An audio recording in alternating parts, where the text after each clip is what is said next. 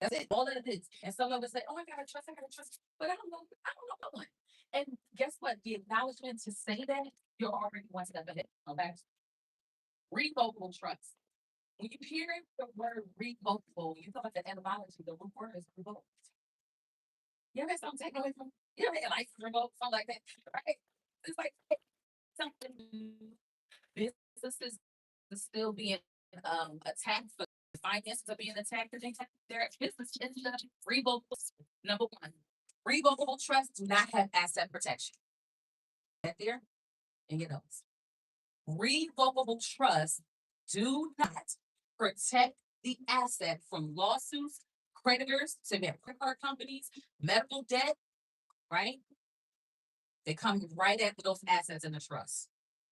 You may have heard things like, well, if I create this trust, I get to manage it and I get to make changes and I get to have all the control, right? We're thinking that's something having flexibility, like that's a good thing. But no, if you have control, if someone was to come after your assets, they come in right through you and get to those assets in the trust. Because you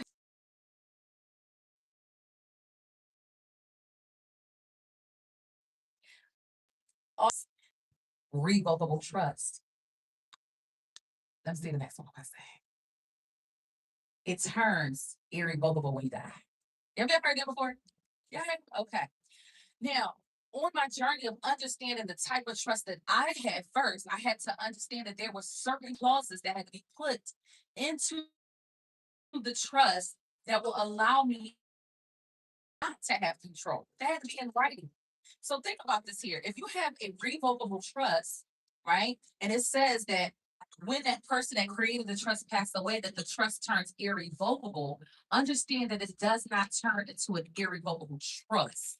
It just turns irrevocable. Because the etymology is that it won't be revoked. It will not be reversed. Okay. And the reason being is because the person had all the control of God. So that's why it became irrevocable, right? It doesn't turn into a irrevocable trust. In order to have an irrevocable trust, it must have clauses and statements to say the grantor does not have control. That's what's going to make it irrevocable, right? It's also going to state here that the assets that has been funded into this trust is not a part of the grantor's estate. And that's important because our goal, the journey of having a trust, funding the trust, we want to remove it out of our names. If we remove the asset out of our name, it is not a part of our estate. So then if it's not a part of our estate, then when the person passed away, the family don't have to fight through probate. It's not there. We've removed it and put it into the irrevocable trust. All right. Y'all picking up what I'm dropping? I know y'all right, and y'all right with that. All right. And it's another thing when it comes to revocable trust. What's another one? Oh, you can make multiple changes. Every time I say it's like, okay, if you have a revocable trust, you can make multiple changes. When do y'all make a change? If you don't know what you really have, you don't know how to make a change, right? Funding the trust is not a change, right? Adding trustees, successor trustees is not a change. Ain't that something? I know. I said the same thing, right? It's like you don't say, right? But let me explain what a change actually is, because now it's going to have to start thinking, wait a minute. Well, when I fund the irrevocable trust, if that's not a change, I'm not making changes. If I add someone and I put them in a trust, I'm not making a change in the irrevocable trust. So what am I making a change? Making a change, saying, show power when Tariq was trying to graduate from college. They like, you gotta graduate. We gotta get the trust fund. We gotta get the money. Okay, that's a clause that was put in there, status of the money. Now, if that person's not going to graduate, then you want to make a change, right? That's the change. Changing the stipulations, the barriers that you put in place. Sometimes people put in there and says, you know what, I don't want my child to get access to this money until they turn 30. But what if they pass away? Sudden situation. So then you put stipulations in there, and then what happens to that money that's in the trust? Now it's either going to turn into a vault or it's going to stay there because you put a clause in there stating until a child reach a certain age. Yeah, that's what happened with Whitney Houston. Whitney Houston, only child. She had left all of her assets, everything she said, everything going to my baby. She said, when my child turned 21, she's going to get a percentage. You guys can look this up. It's public record. She didn't have a trust. She had a will, but she said her assets will be put into a trust. All right. I want y'all to pay attention to that. So her daughter was about, she said, I want my daughter to get a third or a percentage before, well, when she turned 21. Let's just say when she turned 21. And then she'd get another portion when she turned 30. Did her daughter make it to 30? No. Her daughter never made it to 30.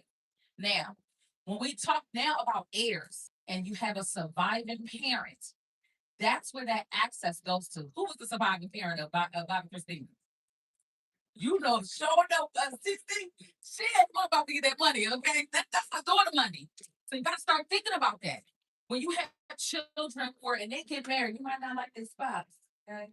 Wife and husband. You don't like their spouse, right? And you don't know if that child, the state of North Carolina say, oh, well, you get half if you go through a divorce.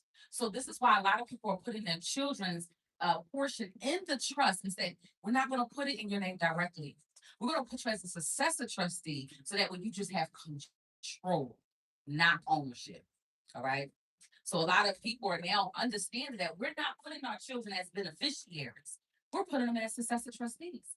We want you guys to control the wealth that's in this trust, not own it. When we talk about the 1%ers, right? We're thinking everyone with all the wealth, the Rockefellers, the Rothschilds, right? The 1%ers, right? 8-figure and up earners. That's cool.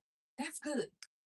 But you know, someone can inherit and become an eight-figure earner, right? They could just inherit.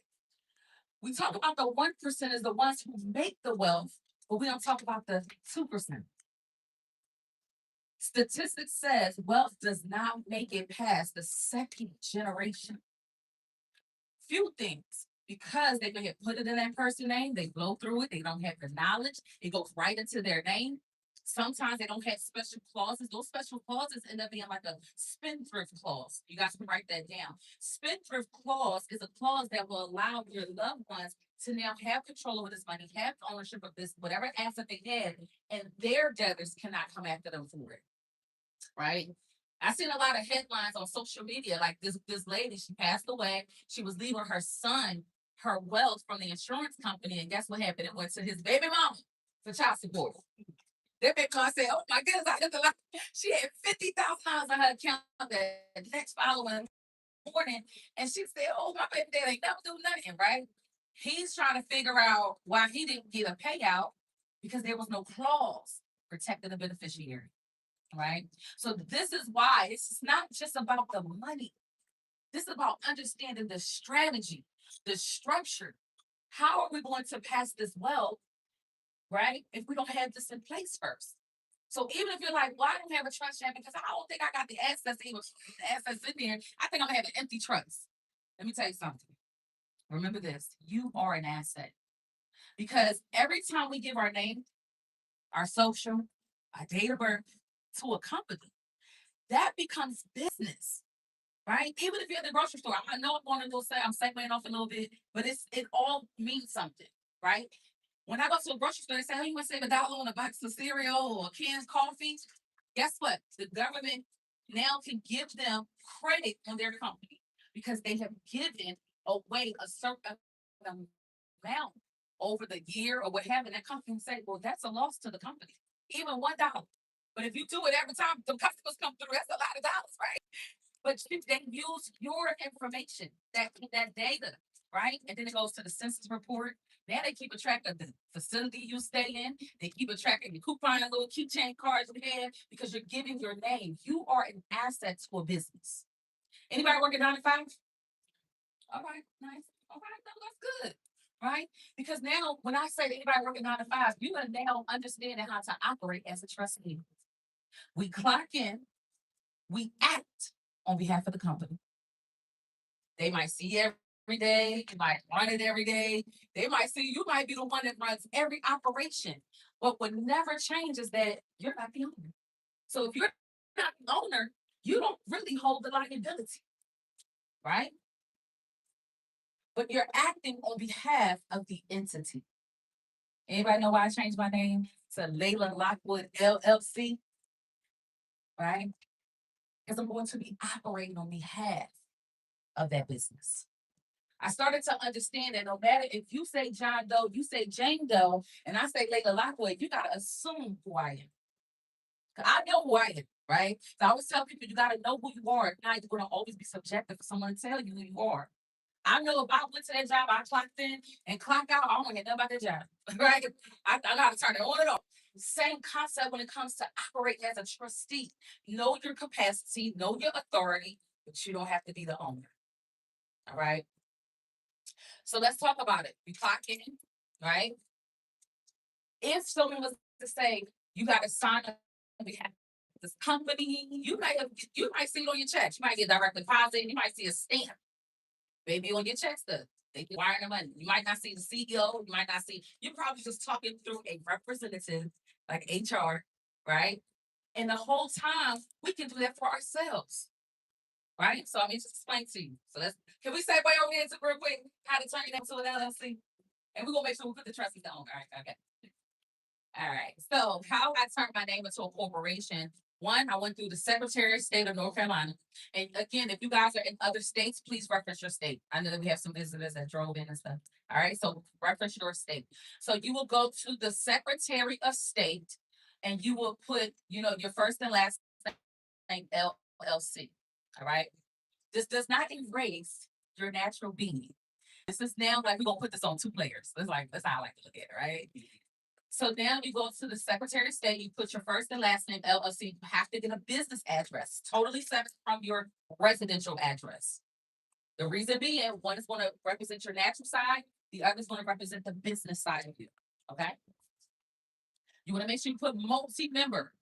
That is very important, especially on the IRS side when you get in the EIN, because a lot of us, we have businesses, but we're the sole member. And then we're trying to figure out why the bank want my social security. Right? Don't y'all feel vulnerable? Like they put your social for everything, right? Like, please don't get declined, right? I feel vulnerable. So what I was able to do, I says, well, Layla Lockwood LLC has its own EIN. But Layla Lockwood, the natural person, has a SSN. It has 9 digits.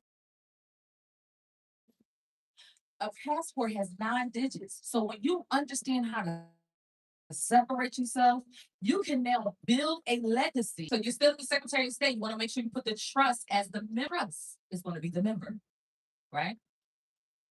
So far we got the first and last name, LLC. The business address, totally separate from any address that you've used in the past. Then you want to put the trust as the member. And then you're just the manager on the business, right? That's how I operate. Everything I do is business, right? I'm still not a natural person. I'm still a mother, wife, right? But when I engage in business, it is business. If you went to the gas station, your receipt is going to say the entity's name that you did business with, but you may have spoke with a attendant. You may have spoke with a registered clerk, right? So we realized, wait a minute, the phone bill, the gas bill, the water bill, all of this, right? If you notice when you call the office, it says, do you want to be transferred to residential or business? No, wait a minute. You mean to tell me, as long as I'm registered and structured properly, I can engage in society as a business. So now I want to go get transferred to the business department, right? And they just need to verify that the business is established. And guess what? I gave them a 9-digit number. It was not my social security, right? The reason why that became important because guess what? When loved ones pass away, and I don't know if y'all do this, but y'all have to get the phones disconnected. You got to get all the phones cut off. You got to go ahead and stop the services because that living being or the person that had the control over that account. You ever see, like, I cannot just call the phone company for your account and speak on your behalf. They're going to say, do you have permission to speak on this account? You're not the owner. So just imagine if there's a trust there, then that means they can still continue to pay that bill. They can still continue to operate because it was never a natural person. Real quick, let's pull our phones. I know we're going to be going back and forth, right? Pull up the lawful definition of person. We're gonna go back into trust. Lawful definition of person. Let me know if you got it. Got it? You might want to throw it out there. Lawful definition of person. Lawful person is an individual, entity, or official authorized by law to act, possessing legal rights and responsibilities. Did y'all hear that? The legal definition of person can be an individual, right? Breathing individual, an entity, right? Which I describe as Layla Lockwood LLC. A trust, what else? Or official authorized by law to act, That right here. I want to stop right there. Or to act in the eyes of the law. That means when you register your name, you're going to put them on notice. So anybody heard of a DBA? Doing business as? You have to go to your county. So when you stay in North Carolina, you go to your county records and you can record your name to do DBA. So now what's happening is a lot of you guys, if you have businesses, I know I asked if you have if you work at 9 to 5, how many entrepreneurs in here? Oh, that's beautiful, right? So now, if you're the only person that operates your business, you're solely at risk. You actually need to operate and act on behalf of your business. See, a lot of us, we start and structure our business and then we become the business. We never separate from the business. If you're doing transaction that's on the benefit of your business, on behalf of your business, it needs to have your business name. So what I want all my entrepreneurs to do, start shifting and think how you think. Your business should do business as the business. Get a embosser stamp that has your business name. Okay.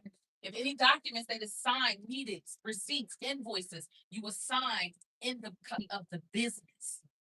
Okay. Then, whatever your position is, you would then sign the receipt acting on behalf of the business. Because if not, your EIN letter, if it says sole member, that's why you got to keep giving your soul, your security. Okay. I'll keep saying it like this. You have to remember. And we have all these investors. They say they had all these investors and to overpower and bully. Then he tried to start another company, and then they sued him for likeness and like company comparison, right? They trademarked it. They trademarked his ingredients. He sold everything because he went in debt. How many entrepreneurs have to fix? I got a business, but every time I want to get loans for the business, they want mine. So, right? If you never own the business, you never get your social security. The trust has its own identity. The trustee is going to act. Remember, I said nobody can own a trust. So if you place a trustee there, the trustee can only act. So if I'm going into the bank, let's go there. Let's talk about funding this trust. Yeah, y'all picking up what I'm trying to say? Y'all have this. All right, I hit the breakdown that on piece by piece. So let's talk about the creation of this trust, because there's a misnomer that's like, okay, if I have a irrevocable trust, I don't want to be the trustee of the trust. It looks like you're operating in your own capacity. But if you know who you are and you know that these roles and positions are separate, what about a trustee IDs? That means that if they have their own. You guys can look this up. IRS open on weekends now. IRS is open on Sundays now, right? They are actually open.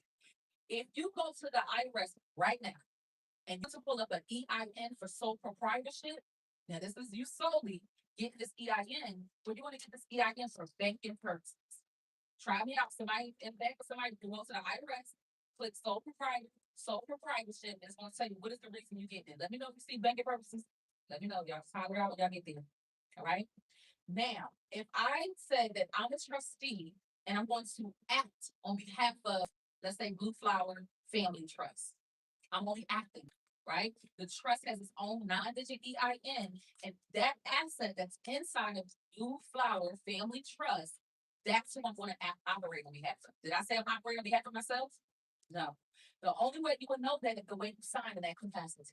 If you're listed inside that certificate of trust as trustee, you have every right to act on behalf of the asset that's in the trust.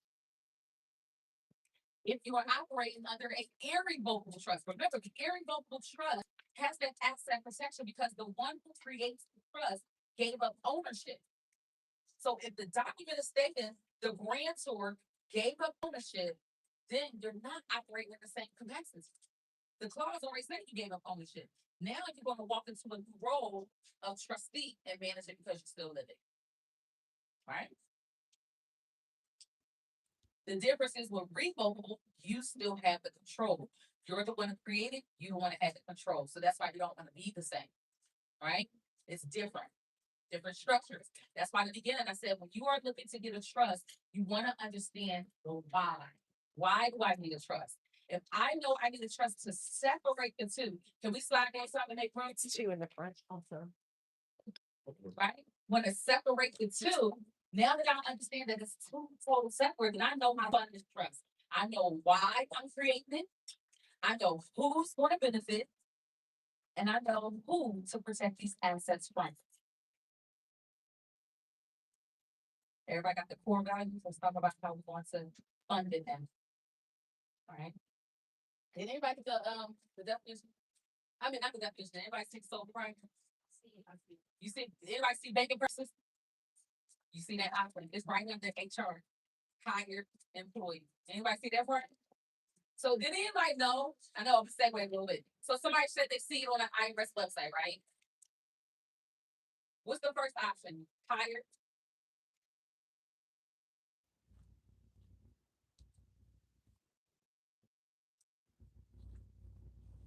Start a new business. Start a new business is the first one. So that's hold on. I want to go right now. So start a new business if you were to create an LLC, right? So when you're creating an LLC and you have multi-members, you want to start a business. All right. Second one, hire employees. A lot of people don't know, even though you fill out your application and you put your social security number to work a job, that application goes to HR. You become human resources, and they use your social to get an EIN to work at that company. Did y'all know that? You have an employee ID number. You work at HR. You work at HR. You know what I'm talking about. You become the human capital. You're building this empire, this business, and the whole time you don't own nothing. So think about that for yourself. Build this empire for your family. So you actually give your social security number to the company. They now comes to the IRS and get an EIN for you. So the reason why I make that known publicly is because now you realize that I've been operating and acting different this whole time. Okay, perfect. Banking purposes. Banking purposes. Now we're going to talk about funding the trust. Banking purposes is a 9-digit EIN. That means I need this number to open a bank account. Oh, excuse me, can you give a little definition at the bottom? Because it does say something. Right under banking purposes, it says, I'm getting this strictly to satisfy something like this. The reason for applying for the EIN is strictly to satisfy banking requirements for local law. That's it. It didn't say for nothing else. It said, if you're obtaining this EIN strictly to satisfy banking requirements. So you tell me, why do the bankers always ask for your social security? Because you didn't know that there was another option. I'm getting this EIN to satisfy banking requirements. Now, you want to operate in the private, publicly, because you hear something say private and public. Y'all hear that on social media? Like, okay, oh, we're gonna break down what public and private really mean. It's not to say I'm hiding, right? Y'all see, I'm everywhere. They might be on TikTok. They call the IRS. What his name said, Layla. So I'm not hiding for anything. I'm showing you what you can look up publicly. And that's on a federal or government website. So all of us that's in here that were working 9 to 5, remember, God forbid anything was to happen to you, that job is going to replace you. It's going to be up on Indeed the next day. Okay? We cannot pass down these corporations. Meaning, if you're an entrepreneur, you start this business, you build this brand. Yes, it's lucrative, but if you're the owner, you're the spokesperson, you're the signer in your own capacity, the day you stop, it stops. A lot of businesses shut down like that. I know there's a restaurant. I know here in Charlotte, there's a restaurant called Floyd's.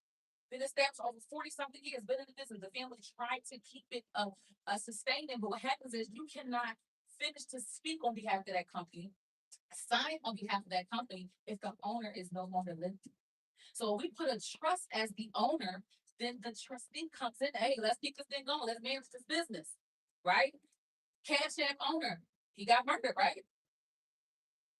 What's another one that just recently passed? OnlyFans founder passed away. These businesses are still operating until today. Why don't these businesses just stop? Because they're repositioning how the business is owned. All right. So that's one way of funding the trust. I just showed you guys how to fund the trust. Let's run through it. Go to the Secretary of State. You want to make sure that you have a business address and you put the trust as the member. You are only to be a manager, an operator, someone that's an organizer, someone that's just like a director.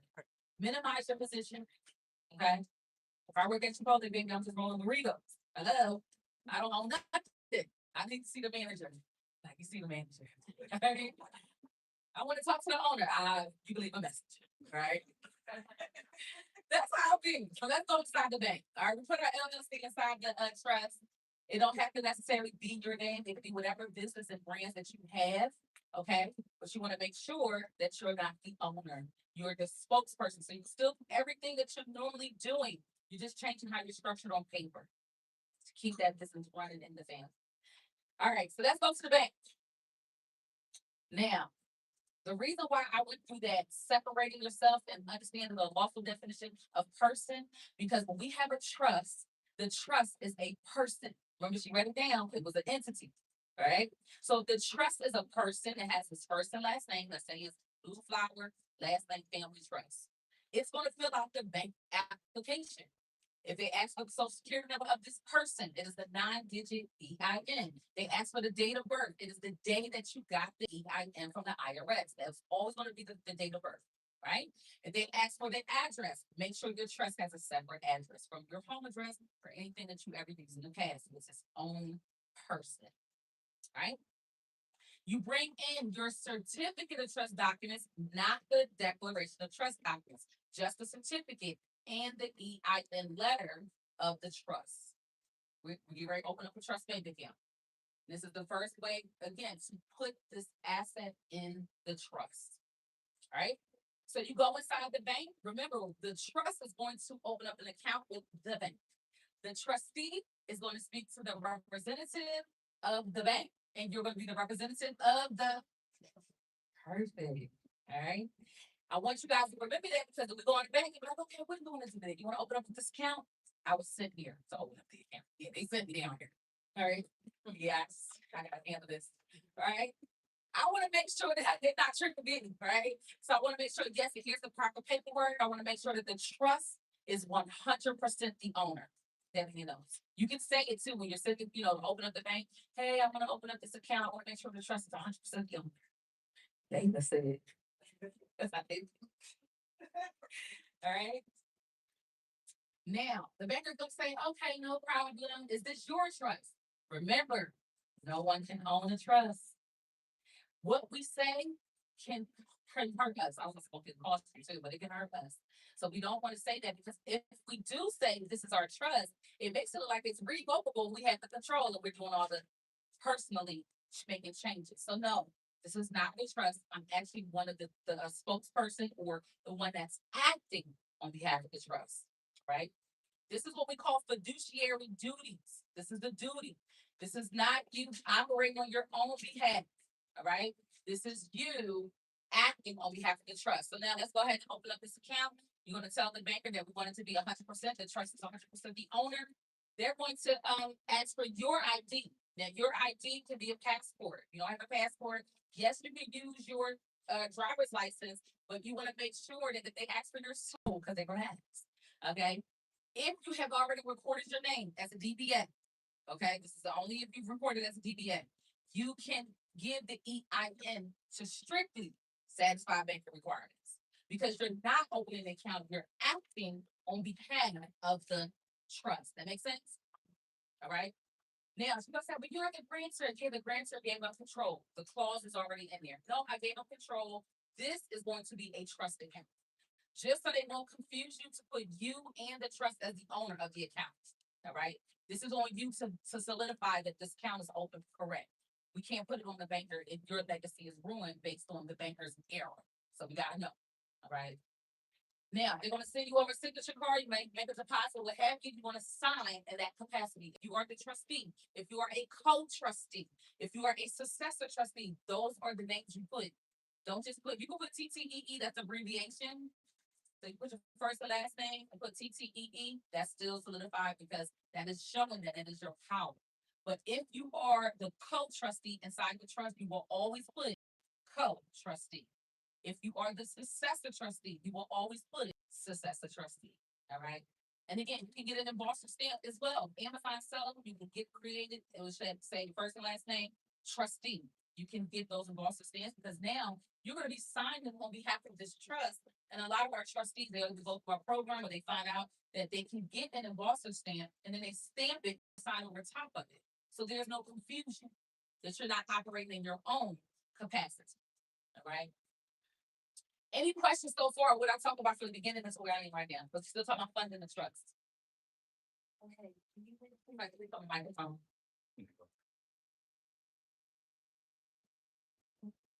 So much what we talked about so far. Yes. Sorry. Okay, you mentioned attachment LLC name and DBA. Yes. So, LLC for your name, that's most members, but that's not going to be for banking purposes. So you Right. mentioned using like a DBA, that if you go to the bank, they ask you your social. Yes. Which EIN am I using? Great question. So corporate is you operating in your LLC capacity. When you're operating on behalf of the trust and you're just acting on behalf, that's a DBA. Like it's almost like an independent contractor. So I'm only operating on behalf of this trust. Get paid as a trustee or you don't, it can be listed inside the trust. You're now just saying, okay, this is one of my jobs that I do. I'm just a signer for these documents. I'm just a depositor for this trust, right? Then that could be the DBA. Doing business as it's yourself. This is your job that you're doing for the trust. So when I register that, say with the IRS to get the EIN, Yes. am I saying like my name trustee? No. Thank you for asking. Remember, your name as a DBA, you can have we like to call it freelance. Some people say I work under the table. So you can have multiple different jobs. It's you that's going to be operating in whatever capacity. That makes sense. So if I'm a DBA, that means I can be working at Wells Fargo, but I'm only watching the windows. Wells Fargo won't give me a check, but I don't work for Wells Fargo. It's only for that job that I've done. Now I might go over here and I might be a photographer for this event. Now they're gonna pay my first and last name, but it's for the job that I did. So even from here, you're not saying, oh, I'm the window washer, I'm over here, I'm the photographer. It's just my name has certain jobs and I'm gonna get paid for it and not under my social. Getting paid as the job, yes. But I'm glad you did answer that because that's clear. Now, if it's a corporation, so just like for example, this entire tour, the business is paying for the tour. Now, me, the natural person, as the independent contractor, I'm the spokesperson, so I get those stipend. All right, get those stipend. So hair, wardrobe, makeup, all of these different things, anything that is required to add on this tour is a write-off. But the company is going to write it off. Airline, hotel, you name it, venues, marketing, social media. I pay for marketing. It's going to come out the business, but I'm just the spokesperson. See how they work? So for anybody that has businesses, this is how you can actually operate your business. Let the business do the business. I'm just the person that's going to operate on behalf. Okay? And then I get a little stipend. I'll make sure I get it though. I get a little coming out of my toilet. You mentioned when going into the bank for bringing in the EIN that we got for banking purposes and the certificate of trust. Sorry, no, I'm sorry. You bring the EIN for the trust. The EIN for the trust that we got from the IRS for banking purposes, right? And then you mentioned the certificate of trust. Where do we get it? Does that happen after we get it? Oh no, let's go real quick. Mike came in. No, it's okay. So www.deeds.com, right? Deeds.com, put in the state of North Carolina, and you can go scroll all the way down to see certificate of trust template. Okay, so it's just a template. We still have the template. Yeah, you can do it. Have to go into the bank. We can help. We can customize it. But I was just explaining that, yes. So this is why I was explaining this way. I do help you guys find your own resources, right? I don't want to sit here and hold all the information. My goal is to be empty, like living on this earth, like feeling empty. So when I found other resources, because I work with a lot of different states, and I was able to find this site, it says, oh, they give a lot of templates for the state. So if you pull up on the state of North Carolina, on deeds.com, you can put in state of North Carolina, you can put your county all the way down to your county, and it's gonna give you the document that you need. It's gonna have the code that's gonna be governed under the state to know that that trust is be able to be utilized in the state. And just to clarify, when you go to bank, trust certificate and certificate, the EIN for the trust, not banking purposes. That's what let's just say trust EIN. Okay, thanks. So I wanted to know, I have a couple of businesses. Can you put all of them in the same trust? Yes, you can. And even like the non-profit as well? Yes, the nonprofit can be the founder. And you could just be one of the board members, board trustees. Now, I would say, however, you're building this trust, and you know, well, again, going back to the beginning, why we need this trust, who will benefit from this trust, right? And who you want to protect these assets from. So if you have like all your assets under just one trust, you know how they say don't put all your eggs in one basket, right? If you have different reasons of why these assets exist, then you want to start branching off if you want to have more than one trust. But if you want to protect all your assets, put it in that trust. Yes. I like to put, so I put my children in there too. Yes. Yeah, your children will be in their position. Now, I could talk about the ages, right? Because anybody that's listed in the trust should be a person of a sound mind, right? Not under duress, and they're 18 years of age or older to operate in that capacity. Just because you place them there, my children, I have a 25. Look, I'm about to say the age, no, 25-year-old. I have a 16-year-old and a 13-year-old. Now, the 16 and the 13 are not eligible to sign yet, but we have an adult that's there to be a successor trustee as a just in case matter, right? Then once they become, God willing, I live to see my children age up, right? And then they're already in a position of control. See how they work? I don't have to add them. They're people that's not putting their children in the power of a controlling position because they're not old enough. Still put their name there, right? And always have an overseer. And as they grow older, then they can operate that capacity. All right. Yes, you said that certificates allow you to work within the state. What if you have businesses in different states? Yes. So the business will still do the business. Now, if you do business in multiple states, then you will get a foreign entity. It's a foreign entity certificate. The state that I'm going to be doing business in the state of North Carolina, be doing business in the state of South Carolina, doing business in Virginia, anything like that. Each state is foreign to one another. So in order to kind of do business under there, then yes, you need to do a foreign entity. As far as the trust is global. Let me say that. The trust is not going to be stagnant or standstill because you created it in Charlotte or created the state of North Carolina. It's governed under the states. All right. I wanted to go back to the assets. Yes. I know we talked about businesses, but we didn't talk about properties. Is that? Yeah, we can. I know. No, you can. We gonna get there. We still talking about banking. Actually, we go there now. We was just talking about banking. And then we could go right to real estate. I have a question about the business. Sorry. I have a question about the business side. Yeah. We had business that it got, we didn't know what they were doing, and we got LLC. And it got demolished, I think, or Okay. dissolved, sorry. Mhm. How do we go back? How do we go about restructuring? Do we do it the same way?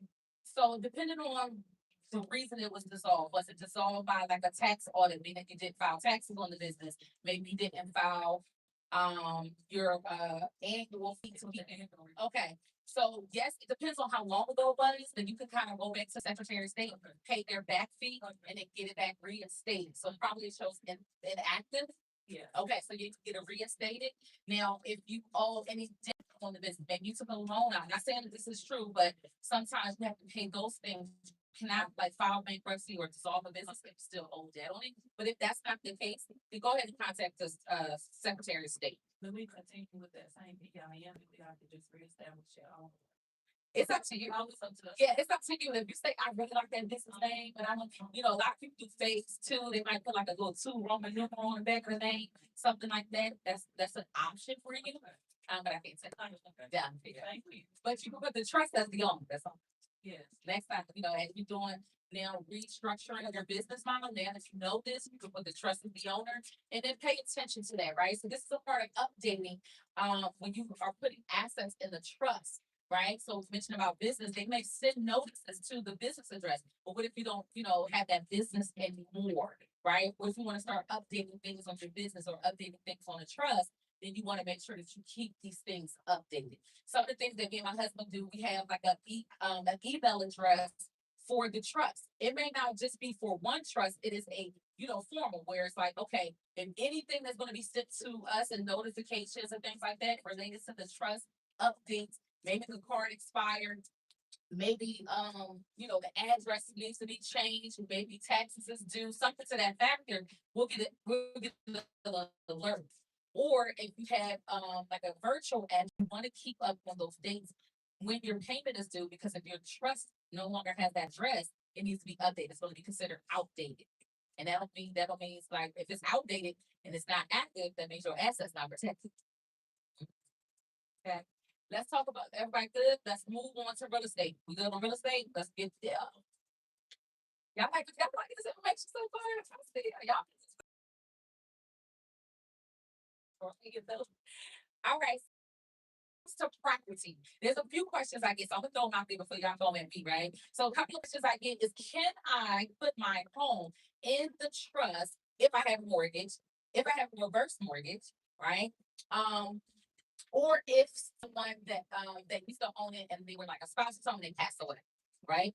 So when it comes to, it's called the Garn St. Germain Act. You are protected. When you have the ownership of the home, that's on the title, that's on the deed. But you may still have a debt obligation to the mortgage company. That's in your natural self, your natural capacity. Whatever you sign according to the mortgage contract, that is you, right? You stated that I'm going to own this home. But the reason you're putting it into the trust, not to just sell it to somebody else, but to protect it, to keep it.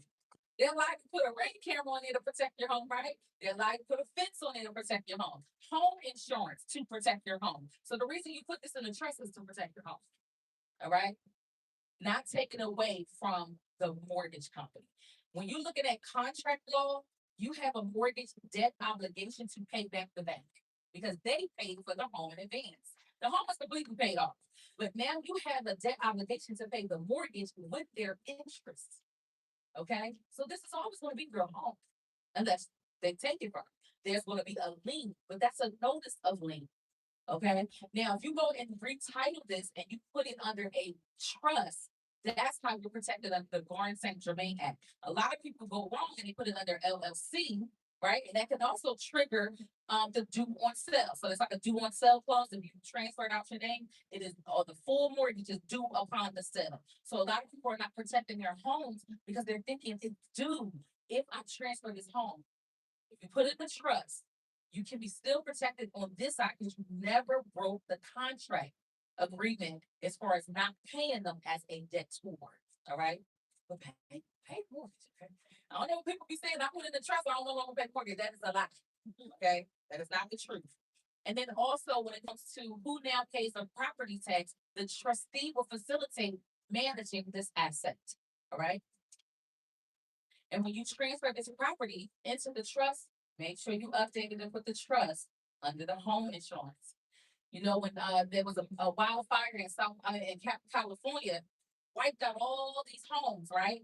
Some of it was trust-owned homes, but they did not have their paperwork structured properly. The trust said they owned the home, but then the next person said they had the mortgage. I mean, they had the ownership of the insurance policy, right? So now it's like you own the insurance policy stating you own home, but that home didn't have your name on it. So guess what? They didn't get the check. It was burnt to ashes, right? It still was a trust-owned home, but it had no coverage. So you still want to make sure your assets are covered. Okay. Has anybody heard of a trustee's insurance? You can have fiduciary liability insurance. But then again, that's as well. Fiduciary fiduciary insurance is making sure that, hey, if I'm a trustee of your trust, if I'm a trustee of your trust and I'm facilitating on behalf and I make a mistake or I didn't sign the right way and I jeopardize an investment and I'm just a trustee, I didn't do it to, not honor your assets that's in the trust, then the person, the beneficiaries or somebody, the grantor, they can sue the trustee if they're not operating on behalf of the instructions in the trust, right? But then I got to have fiduciary insurance to say, wait a minute, I need to Because if not, they're gonna come after my personal assets. So remember, trustees are acting on behalf, but you're still the natural person that can hold liability if you just do anything that is outside of the trust instructions, okay? So you can't call the insurance company. You can call your insurance company and say, hey, I want to get some information or a quote about fiduciary insurance.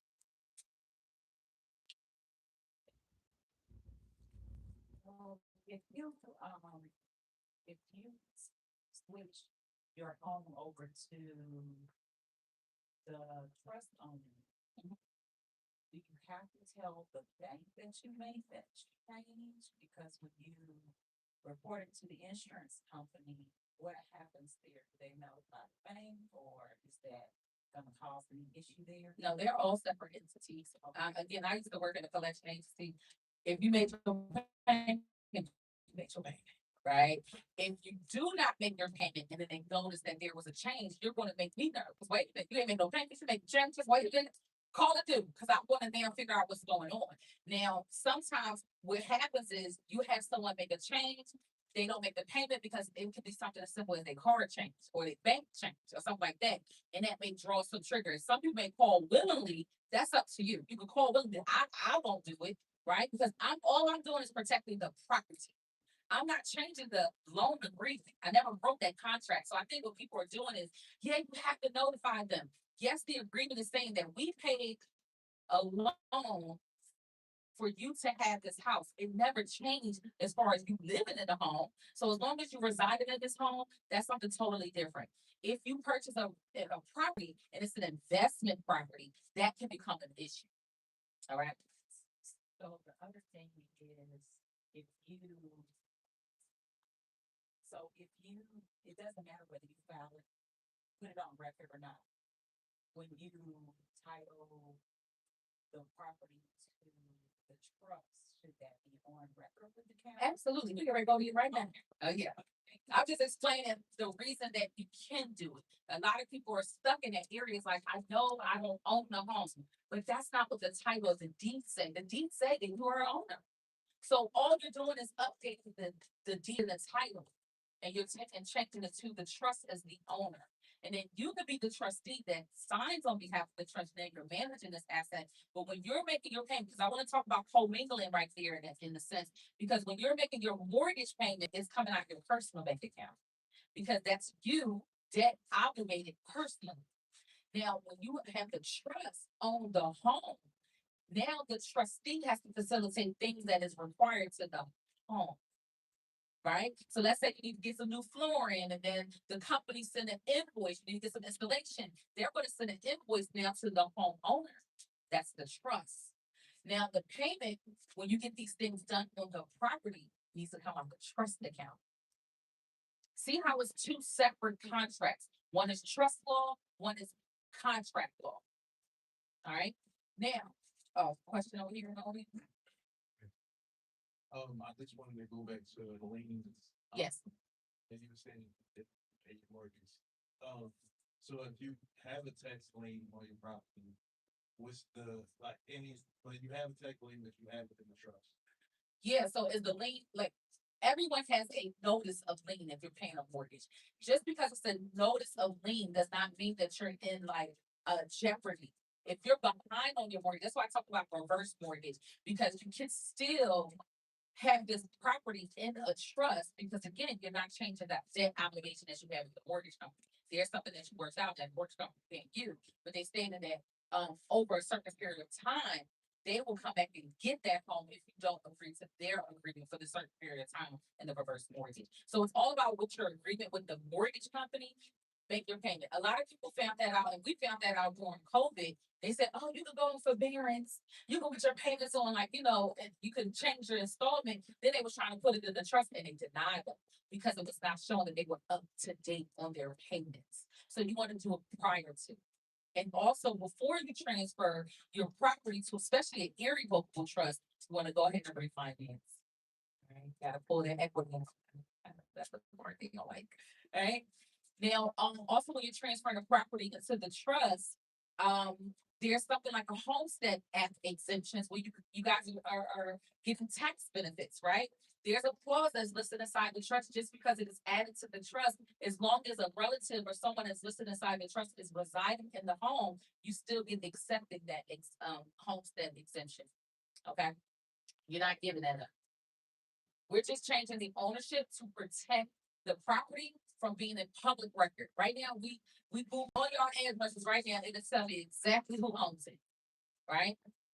What we want to do is remove your name out of public record owning an asset. So that's how to do it. All right. Now I'm just showing you can do it. Let me show you how to do it. All right. Now you're gonna go down to your county recorder's office, your deeds register a deeds office in your county or wherever that property is listed public. All right. If your property is in the state of North Carolina, if it's in Charlotte, you want to go down to the register of deeds. You want to fill out a quit claim deed. You want to quit claiming it as the owner. All right. If you are the owner of the property, then you are listed as the grantor on this application and you want to grantee the property over to the trust. You're giving up the ownership. You can donate it. There are a lot of people say, I want to sell it for $1, less than $10, right? You can donate this property to the trust. All right. When you're filling out the quit claim deed, you're just quit claiming that you're the owner.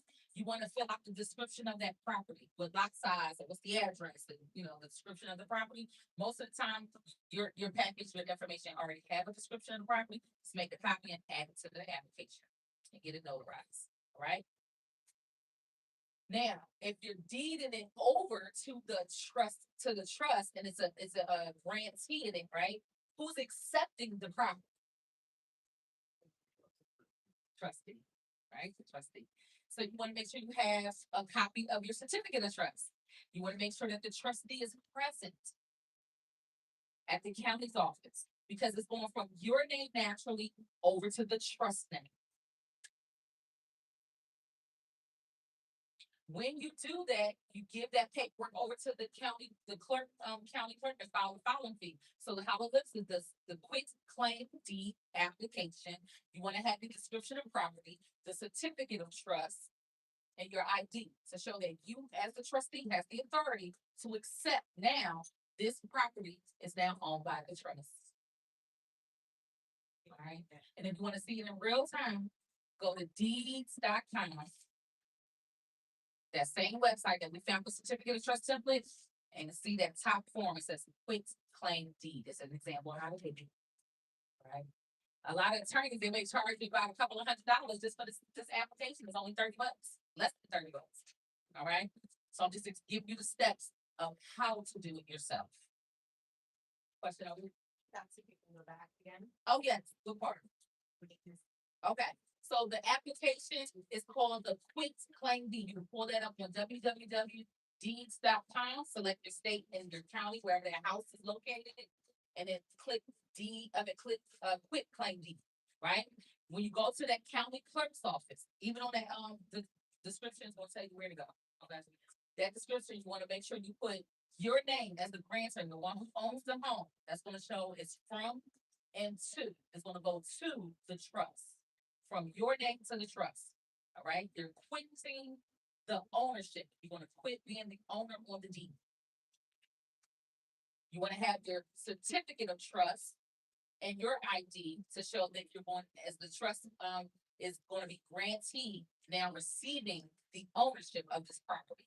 And then the trustee is going to sign off. Jane Doe, trustee. Make sure you put trustee of the trust, trustee of Blue Flower Legacy Trust. And you sign it as you're accepting that now the trust will own the property. All right.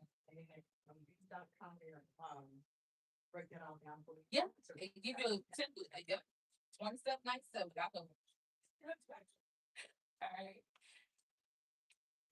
Any questions about real estate? Make sure you update your homeowner's insurance. Put that trust as the homeowner. Right. Make sure you don't commingle. Right? You understand that the mortgage stays in that person's name. You took out the mortgage, it stays in that name. You don't need a survivor clause, I think that's some people say, we have survivorship clause, the trust don't die. All right, so that actually beats that, because a lot of people either lose their homes because they don't understand the survivorship clause as well, or sometimes people die together. Right, if you have the trust as the owner, then it will be, again, watered down to the next successor trustee. If you are in the process of getting ready to purchase a home, this is the same process. Yes, but what I like to tell people, especially if you're going to still take out the mortgage, after you go through the closing table, you do the cute boomerang and put it on social media. Go right down to the deeds left, deeds off, and go right down to the public, right? Go down to the county records. And guess what? You're filling out this package. Let me just explain to you guys. Every time you see trust, there's a trust involved. So have you guys ever seen a deed of trust at the closing table? Right? So I'm just gonna explain. In order to create a trust, there requires three parties. The grantor, the one who creates the trust, right? The trustee, the one who manages the assets in the trust, and then the beneficiary, the one who benefits from the trust. So if you're sitting at the closing table, right? And again, there's a deed of trust, there's three parties involved. Can we take a guess? If you want to go through the exercise, let's take a guess. Who's the grantor? The one who created. Who's the grantor? Take a guess. We. We're the one that create the transaction. Don't they need our securities in order for the bank to get involved? Right? So we are the grantors in this transaction. Who's the trustee? The title company. They don't want to have the control. And then who's the beneficiary? The one who benefits gets the mortgage back to everybody with the interest, right? Right? They get the interest, but think about it. This is how they're foreclosing on you. The bank is going to contact the title company, and they're going to go through foreclosing without you because you have no control, and they will benefiting the whole time. You're creating the transaction, but you never had control. So when you go down to the county recorder's office, you're now gaining the control by putting it in the trust. No, I get this right here. All right. Go ahead with the question. So I know you mentioned before you put your home in the trust, it's best to take equity out of the Yes. right? But how does that work when, for example, if you're in the process of buying a home or your first time buyer, should you wait until you accumulate equity and then put the trust? So the trust is going to build the equity, and then the trustee is going to taking it out. Okay, close, because you're saying they You built it already. Yeah, because the person, if you're the grantor and you before you transfer, you build that equity. So that's why you want to take it out. Okay, so but if the trust first, then the trust, what is that? Yes. Trust to take it out. Yeah, most people sell it at that point, or if you want to keep it in the family, you can take it out and reinvest it, and there's no taxes. And that's not financial advice. Okay, down here. All right, so we talked about funding the business with the trust. These are, let me explain this. When you're going to the county, when you're going to the Secretary of State, you go there to put the trust, the owner, and that's how you're putting these assets in the trust. You go to the county recorder's office, that's how you're putting that house in the trust. All right. Okay, so I'm not a homeowner yet, so I'm into the process. Is there a way to, for the trust to purchase the home? Or you as an LLC, like my name as an LLC, as a business? Yes. Purchase a home and I'm already within the trust. Yes, I understand what you're saying. So a lot of people want to use the trust as a bar. Is that what you're essentially asking? So this is funny to me because I always say yes, but you have to have assets in the trust, right? Because everyone that starts a trust in the beginning is zero. It's not worth anything. Okay, you have nothing in it. It's just a piece of paper.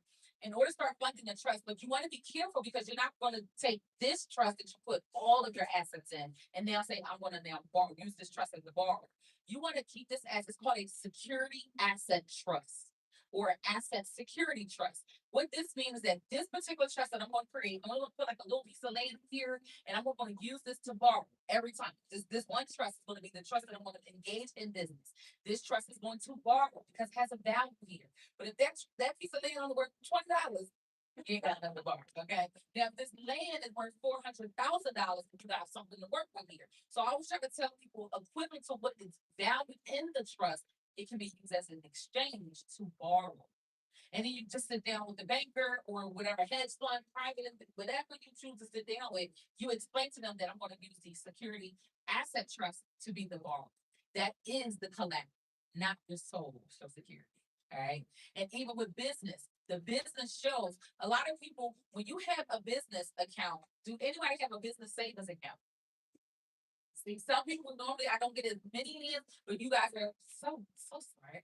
All right. So a lot of people say, oh, well, I have a business savings account, and then I put some revenue over there. People like to use that for taxes, and they like to use that for I have enough. That's like a secure card. And that shows that could be collateral as well. Stop going to the table, giving your social security number to engage in business. I see it so much on social media, like, hey, get your credit together, and you get approved for business funding. And I'm like, that ain't business funding. That's your funding. You took out the funding for the business, but it's your liability. So in order to not have that liability, one, remember, I don't own the business. I'm not putting on social. I don't own it. But this business show is lucrative. It has its revenue. It shows that it has collateral. And I might offer another piece of collateral to say this is going to be the exchange if the business does not pay back the debt. That's only why people personal guarantee. It's only if the business does not pay back the loan. So if you know there's a if, let me come with my if that I can tell you what I'm going to give just in case, not to take my personal home. All right. No problem. Y'all had some great questions. Yeah. Yes, and after we're gonna go to life insurance. Okay, so let's say you have a holding company that. Yeah. That holds physical and monetary assets, right? For all of us to benefit trusted. Absolutely, the trust is the holding company. So what the trust do is hold assets. That's all it do. And the trustee manages it, right? So if you have a business, let's say you have a trucking company. I like to use this example a lot, or I can use it as a daycare, whatever, right? If I had let's say a daycare, and I put this daycare under a home, it's an in-home daycare. The trust is going to be the holding company for the property. But now I'm going to create this daycare. It's going to be ABC Learning Center, and it's going to be an LLC, and I'm going to do business. Now, if you try to connect to this daycare, you can't get this asset that is sitting in because the trust is holding that building. You understand what I'm saying? Give you another example about trucking, right? Amazon, biggest company, don't have no trucks. People go to Amazon, they don't have no trucks, they don't hold the liability. We see Amazon on the load, the truck is in the front. Even the I'll sit on Amazon truck. The liability. So do you drive for the company? That's the thing. Amazon doesn't own the trucks. They now contract with third party. Yes. Own liability. That's what I'm saying. No, that's fine. We can put our name on. Okay. We don't know nothing. But yeah. Yeah. But what I'm explaining is what Amazon do is they hire third party companies. Mom and pop shops, not gonna call mom and pop shops, but they do pay a lot of money for the blows, man. If they come out, but they using you as the liability because who entered the contract? The driver. The driver went to the logistics, signed the contract at the load. They driving it on the road, but the Amazon don't own the trucks. So that's what you mean. Amazon is allowing them to do the load, but the company is a holding company of those assets. So if Amazon, God forbid, they were to get sued, they're gonna put it right on the driver. Same with Lyft. Uber, all of that. They have you guys drive as the individual. They have you sign up under your social whole time. When you on that app, it's between you and then Amazon or not Amazon, Uber or Lyft. But if you drive off the app, it's on you. All right. They let you go ahead and use their vehicles, but is it technically their vehicles? They're contracted with a rental car company. They contracted with a rental car company that you and the rental car company get in that contract. All right. Let's go to insurance. Everybody get on real estate. Let me throw this also with real estate because I get a lot of real estate investors. They put their home under LLCs. Make sure again the trust is the owner of the LLC that can protect it. But if you are still in a mortgage, okay, if you are an investor and you put on the LLC and you are in the mortgage, God forbid, if that owner of that business passed away, it's going to be called due. All right, because it's not protected under the Garden State Germain Act. Got it. So it's the clear that have a proper holding company. You want to make sure it's set up. Some people need to go for the business. then that's a managing company. So I think people get confused of holding companies and managing companies. So your holding company will, again, the trust is holding the value of your assets in that company, right? Whatever the liquidity is, whatever the equity is of the company. If the trust owns the LLC, it holds the value. The first asset to the trust is the LLC, not the money that's been made in the business. The business revenue is made to the business, but the entire asset of the business is owned by the trust. It is holding the company. All right. Now, if you have a managing company, then I said, you know what, let me hire a management company to manage the day-to-day logistics of it. Yeah. Some people do put an LLC, but if you just have another LLC that has ownership of another LLC, there's no protection when it comes to your estate. It's not connected to, you want it to be in the trust, so it can be protected from your estate. So go bypass your estate and go to the trust. And if you have a holding company, I'm going to ask who owns the holding company. If you say the trust, then now the trust only protecting the holding company and it's not protecting the business because the company is protecting the company. That makes sense? Yeah. I So- should have used it. Like this. Like this. But why would that be if the holding company? I'm sorry. It's okay. Cause I want to hear this. Yeah. Yeah, so if the holding company trust and then owns the other company, so well, I guess the asset is the company Yes. and a situation. It does not hit the trust. Right, okay. There's no owner to the trust. So again, I know that a lot of people use holding companies where it's like, I want a company to own this company, but where is the asset protection and the longevity of it? You're just only protecting in the sense of a lawsuit may happen, right? But we're protecting a lawsuit, the owner died, the one who created the business died. We need to keep it that all and protected in the trust. So you want to make sure you have managers. If the trust is the owner of the company, then I can have all the successor trustees still run the business and they're still part of the holding company. Because the trust is holding the company. All right.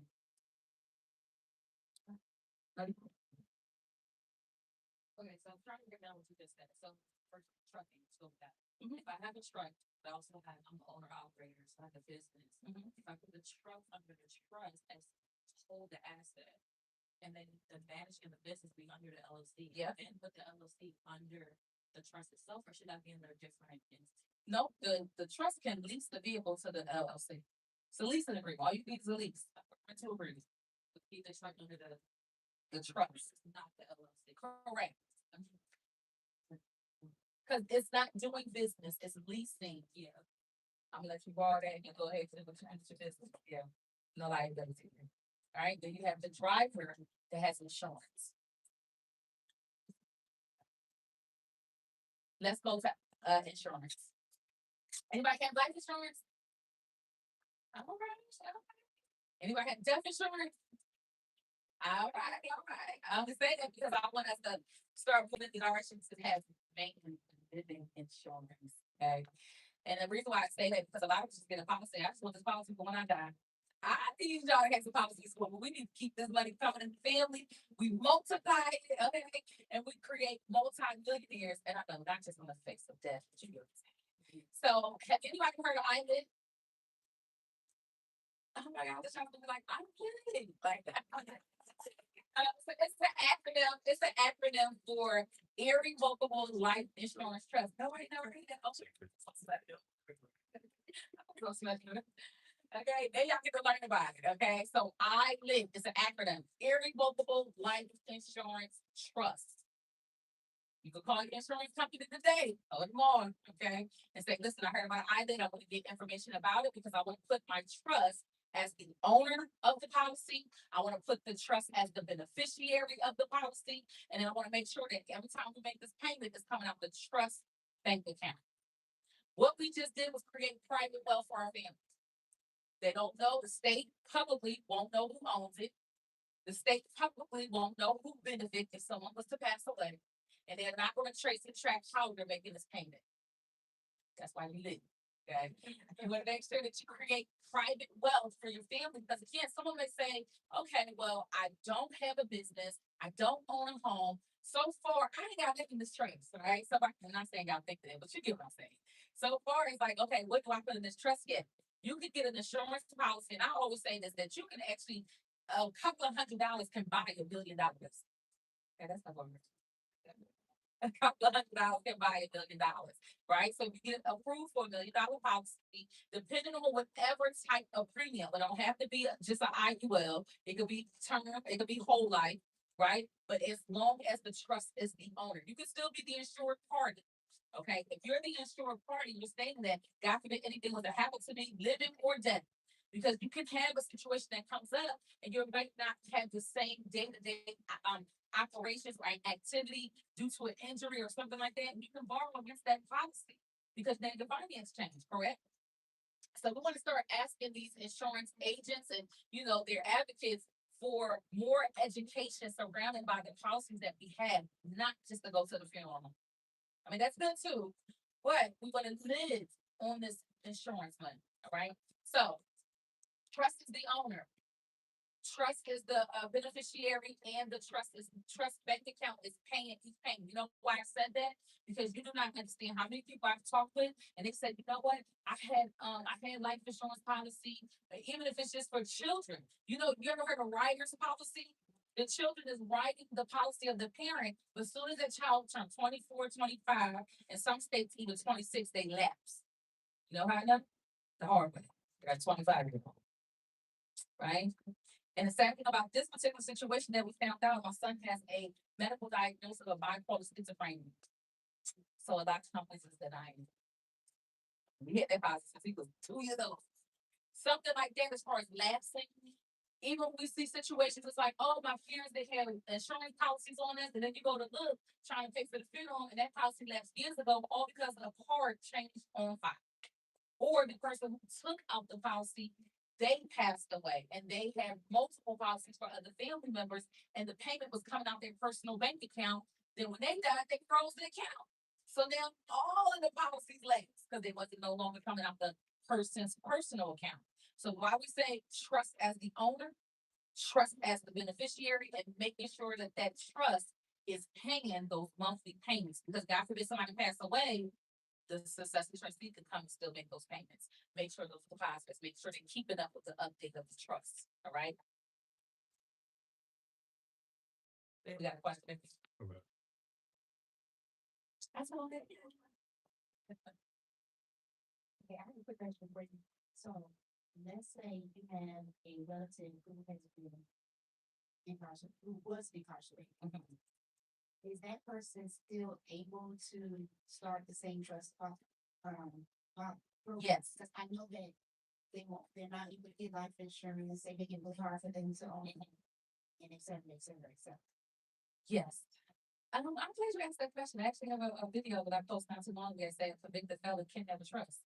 You don't want them to be the trustee, right? So they can be the grantor of this trust, but they don't want to manage the day-to-day operations and activity that's dealing with banking. You want someone else to do that for you. But they have, again, they've been doing their due diligence, paid their service to society, right?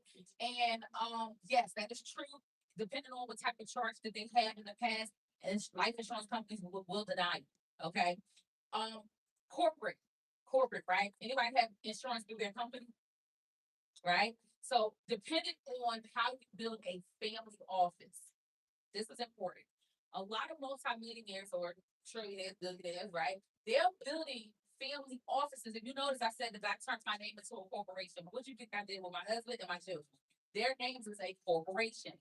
We're building a family office. Depending on how this dynamic of family office operates, I could now start looking into getting corporate insurance on the employees. All right.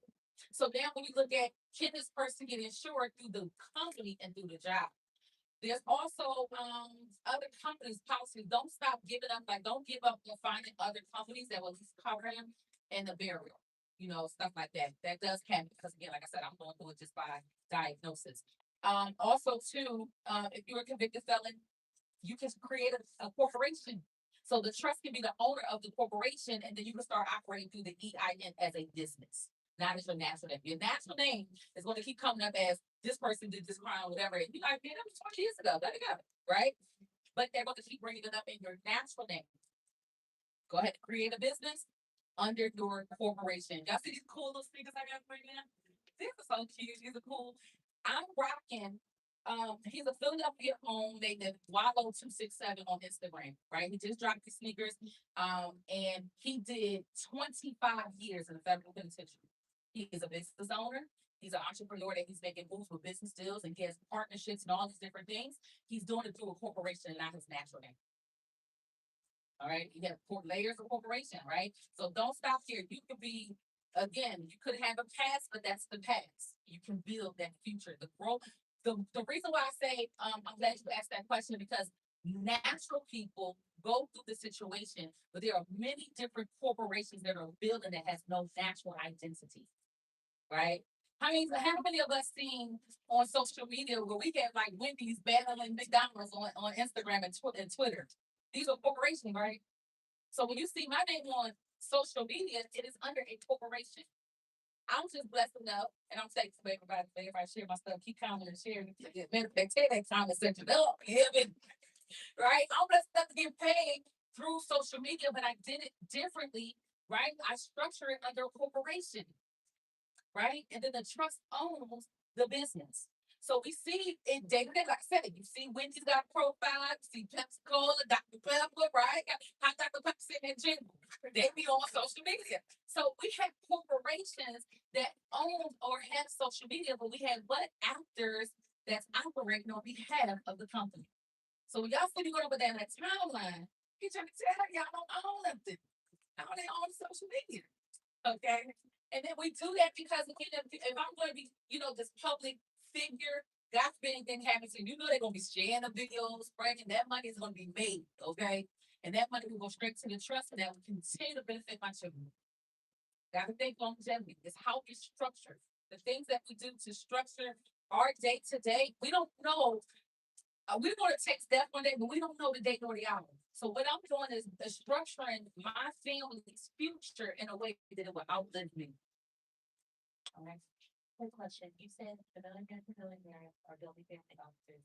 You mentioned like you and your husband building family office and you made your children's names into corporations. Yes. So kind of like LLC in their name. Yes. Yep. Okay. Yep. And have you guys ever heard of the waterfall method? Right? So you have like the Rockefellers, right? So people are saying, oh, the waterfall method. What they're doing is all of their family members, if you're going to tap into this dynasty of this empire, what we're building, we're going to do it through corporations. And everybody in the family is going to have a life insurance policy that is structured by the trust being the owner. Okay.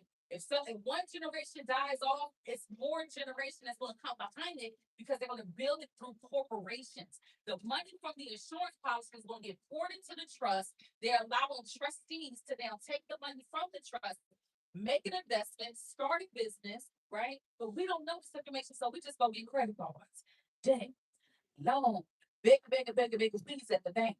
But what I'm building is I'm building my credit through the trust for my children. You don't need to go to the bank and borrow. I'm building it through this legacy of creating this trust today. With this information will allow my children to say, I don't own anything, but they're going to have a lot of assets, and it's on us. It's on us to build that and fund it. What you guys are learning, a lot of people don't get a chance to learn. All right. Guys, so I just wanted to make sure I understood. So how do we build it? So if we have a business, we would make the trust own whatever business if we have. Yes. If we have children, we could also put that in the trust. Yes. We can get a DBA in our names and our children's name or else. No, only the ones that are 18 years of age or older. You want to start a business at 18 or older. Ready. Mhm. And then the younger children that are not 18 can go list on successor trustee. You can list them there, but they won't have power. That's for the 18. Yeah, And can there be more than one successor? absolutely. Because I have 8 children. Yes, absolutely. I'm just wondering. But that's why the information is important, right? Because we have certain situations where the trust end up in court. What's his name? What's his name? The one that yeah, what's his name? That's his name. Same thing. Rupert Murdoch, right? This was a good story. I found a story. Not his story. Let me find out what's going on. Right? So he's still living. He's in his 90s. He's still living. He has a trust. He created all this for his family. All of his dynasties, his empires, his buildings, all the businesses are under corporate status, and then they also are under trust. He had got scared, like a little sick scare, right? He's like, oh man, let me just go ahead and make my son the chairman or something, make majority over the business. But that was not listed in the trust. And the trust said that 4 of his children equally share. And when he was like, well, no, I'm not trying to change that stipulation. I'm really just trying to have him just over the company right now because he's the most responsible financially. You had the other three children like, no, you said he's gonna get everything. He's like, no, that's not what I'm trying to say, right? So they end up going to court. The kids took him to court and he lost. Because under the trust, it stated irrevocable. It was an irrevocable trust that the grantor cannot make that change. Let me tell you what he could have done. And I want you to write this down. He should have been a trust protector. A trust protector vividly states that it is a non-fiduciary position that allowed to make changes. You can make changes if the statute changes within your state. What if it's, they change, look, they got the beautiful bill going around, they got all these different enactments, they got all these different bill of rights and changing the color of law where something is changing or revising every so often, right? So we want to make sure the trust stay updated with that. So in the position of trust protector, we want to make sure that we stay abroad with that information. We want to make sure that just follow the statutes, follow the codes, follow the update of the trust, but we don't want to change the stipulation. That's why I said don't put no stipulations in it. He said that his kids split equally share, and then he tried to change it.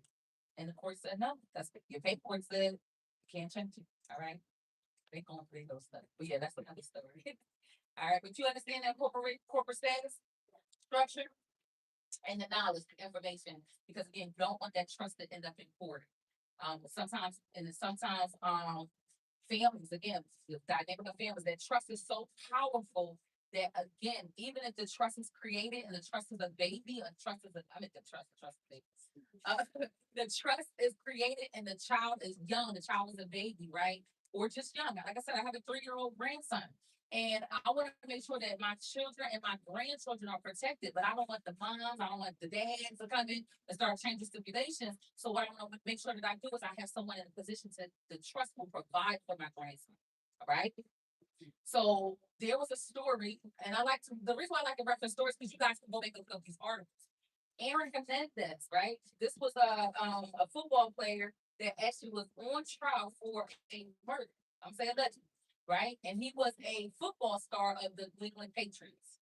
But in his contract with the NFL, it states that if he was convicted of a crime, he would no longer get access to his contract or his money or his trust. Right? So he made an executive decision because he had a daughter. He ended up just taking his own life under the waiting of trial, so he was not convicted. Right? So his daughter ended up getting the trust fund. Right? His daughter got the trust fund because she was a child, a baby, and considering the situation, the mother's still living. She was awarded partial conservatorship because she was not listed in the trust. But because the child was underage, the courts did award her to say, listen, this money is going to go in an account for her. As her mother, you can now make purchases, but you have to report the receipts to the conservator or the guardianship. So the courts appointed someone because he didn't have no one else there. So I don't want people to feel like I got to just put somebody there, put somebody here. Sometimes your trust may go through a court process if you don't have anybody that you trust, or you didn't hire no one yet, but have the clause in there to make sure that child is provided for. All right. And then you guys can look up that story. She ended up overspending the money. They was like, that she don't need to have them $10,000 things beside her. All right. It's a. It's a, yeah. Okay. If you're doing it for the child, name changes after the. Oh, like a marriage or something like that. Oh, that's just a name change. When you if you notice at the 3 different changes of certificates is at the same building. Death certificate, birth certificate, marriage certificate. And then guess what? You got a trust certificate, right? So anytime something of event changes, then because that name was at that time, the trust was created, that's not going to hinder it. If there's a marriage certificate, just show that that's the reason the name was changed. It makes show like a birth certificate. When it's something like no longer here, like yeah, it's active as that. Yeah, your name will be on the child's birth certificate to show that child name at birth, and then the marriage certificate will show when that person changed names. That's a good question. That's a good question, though. All right, you guys, oh, we doing good too, and, are you guys loving this information? We covered a lot. Yeah, we covered a lot. Do you guys, do you guys have any more questions right now in reference to what we discussed prior so far? Because I know I want to talk a little bit more into the special forms of trust, right? Like, when you have, charitable donations and you want to do investments and taxes and gun trusts and all these special needs trusts. And we're gonna get into it. But this is what I want to break this down real quick of what we're doing, how we're breaking this information down, why I'm breaking it down in so much in totality, as again, because I want you to leave with clarity. And if you are looking for more assistance, right? If you're looking for like I really want to work with this person one on one. Like she knows what she knows and she knows. I know one, I am not an attorney. Okay. I'm an advocate, and that's because it started from my own passion, my own hiccups, my own hurdles, right? And the loss of my father. I lost my father October the 8th, 2022, and it rocked my world. And I was able to I was blessed enough to share you guys with him on social media. And I didn't understand then, but I understand today. You know, I kept saying I wasn't prepared, but he actually prepared me. He left me with a wealth of knowledge. And I realized that the reason I started going on tours, so I'm talking about this publicly for, for everybody to get this knowledge, is because I realized the information is what keeps it going. Yes, you can have a trust. Yes, it can be funded, but if you get it in the hands of that person don't know what to do. It's just going to stay there and just go stagnant. So when you fund this trust and you pass it on to the next generation, you're not passing the asset. I want you to pass it on to the next generation. When you fund this trust, everything that y'all learned today, you fund this trust, you're passing the trust that is already funded. You pass the knowledge because you're passing the power. So when it gets to this person's hand, when it gets to this generation, this person will learn how to then continue to fund it with more assets, right? And that's how it's under that family's legacy. So if you guys are saying this is a lot of information, this information overload, I didn't know I was gonna get on my list. All right, so we have these QR codes that's going to be coming around. And you guys, because I know the glare on it, you might not be able to just go ahead and screenshot it. Just go ahead and activate it on your phone and pass it on through. And I have 3 tiers that we want to offer. The first tier is a group. It's only going to be a group by state. In the state of North Carolina, so I understand we have people travel. You don't want to, I mean, I said you don't want to take this class, but it's going to be focused on the state of North Carolina. So you may say, that's not the same. Oh, all right. I don't want you to miss it, but that's not the same. So okay, perfect. Now, I don't have this publicly because of the discount that we're offering. Okay. Normally when somebody sit with me with a one-on-one, it's over $300. Right. But that don't mean that just because it's a one-on-one, it's like, oh, that's a lot. I'm going to really walk you through the process hand in hand, applications, PDF, whatever that you're needing to do. Some of the stuff that I talked about today, we're going to go over in a group setting, but it's going to be giving you templates and giving you information. Tier 1 does not come with no trust documents. All right. Now that's $149.99. We're going to give all this is only reference to discount. Tier 2, it includes the trust layout. Okay. You also get that beautiful legacy box that I was passing around, right? And that legacy box was a sentimental piece that I created for everyone else to experience what I experienced. Even though I lost my father, I would just go back into his days. I just hear his voice. I would listen to this video, right? So I kept doing it. I'm like, man, if social media take these videos down, I won't have it, right? So I was able to create a legacy box. And even with you guys, if you want to leave this message for your family, I said you're trying to plan your death, but you might want to say, you know what, I'll put something in trust today. Document your journey so that your children can not only see it and write it, but they get to hear you say it. All right. That also tier 2 comes with the legacy box.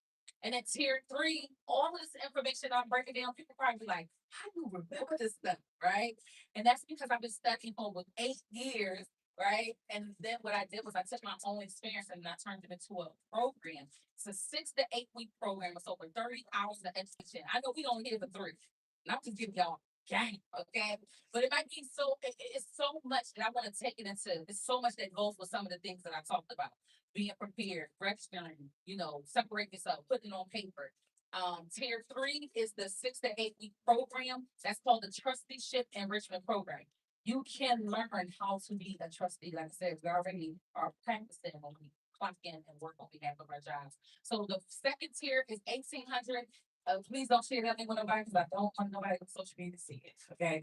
You say 60% is normally $4,500. All right, and then the last package, tier 3 is 3250. It's normally 6500.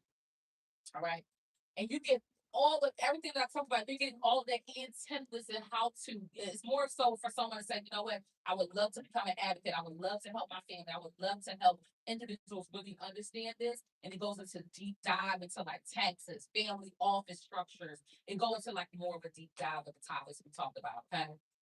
Yes. I'm gonna give y'all some time to pass that around.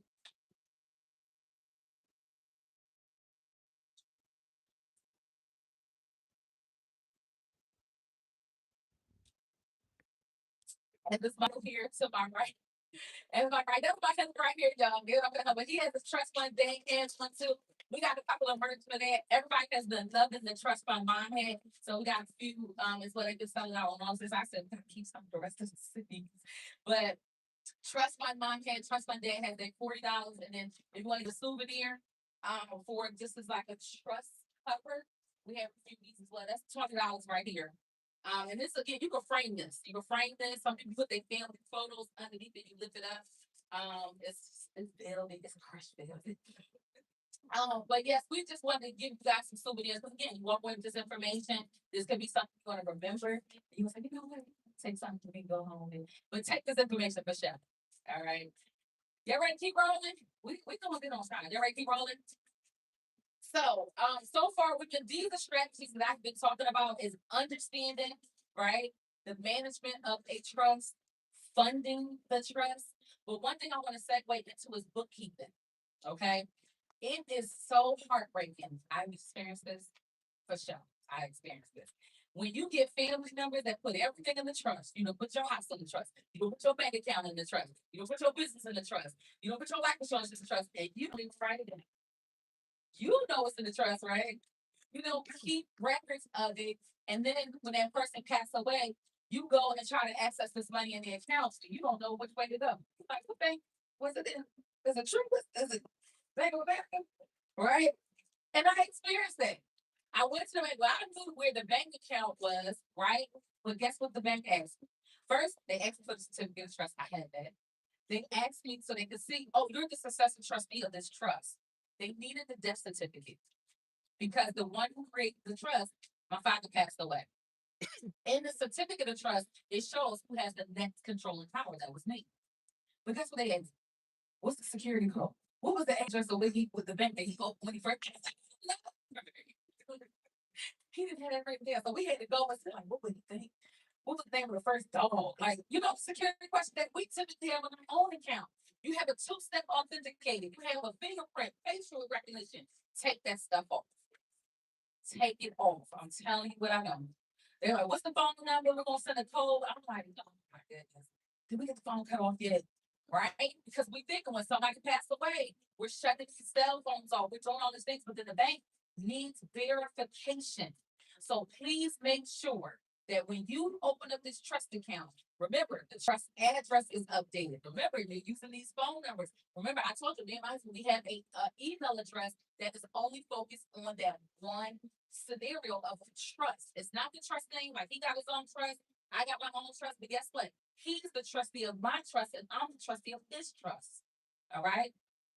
That's because we want to make sure that we have that controlling power. It does not stop with us. All right. And I'm always to tell y'all something. We're not married to the state anymore. Anybody see our wedding on social media? Some of y'all were there. All right. Y'all see my wedding? Beautiful wedding after 20 years.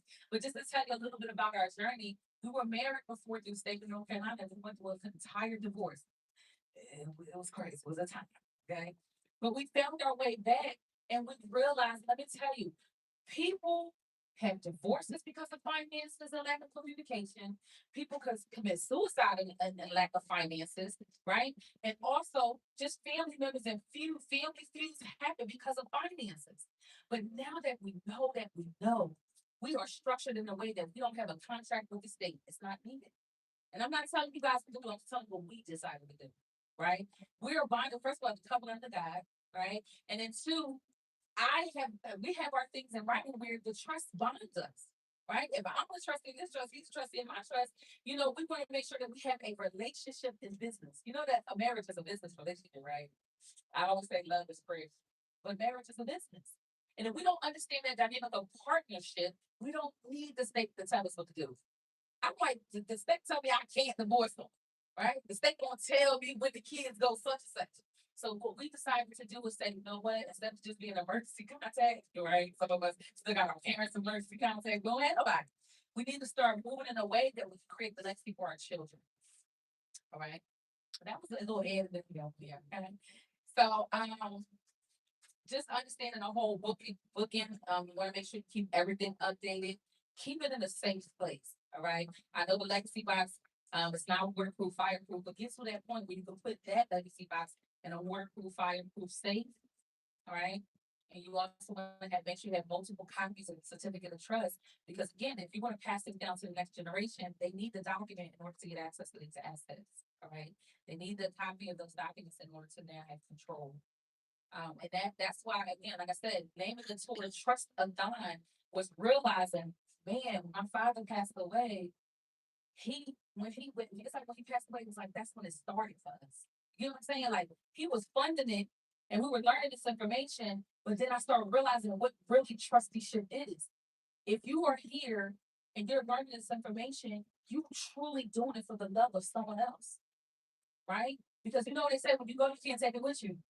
So if you know that you can't take it with you, if you don't have a place where to go, it's going straight to the state of North Carolina or whatever state that you are registered in. So the state comes and takes control. Then you got your family having this unnecessary fight, which is called probate. All right. So let's talk about it. Probate. When we fund the trust, it's intentional. We're funding the trust because, again, the probate, the reason why people have to fight and go through probate is because probate is a court process that is handling the wealth that is in your estate. And the only total amount of your estate is only equivalent to what you own in your name at the time of death. Right?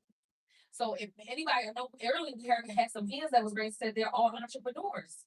So if you started this business, you build the business, and you leave your name as the owner, all you're doing is leaving it for the state to take it.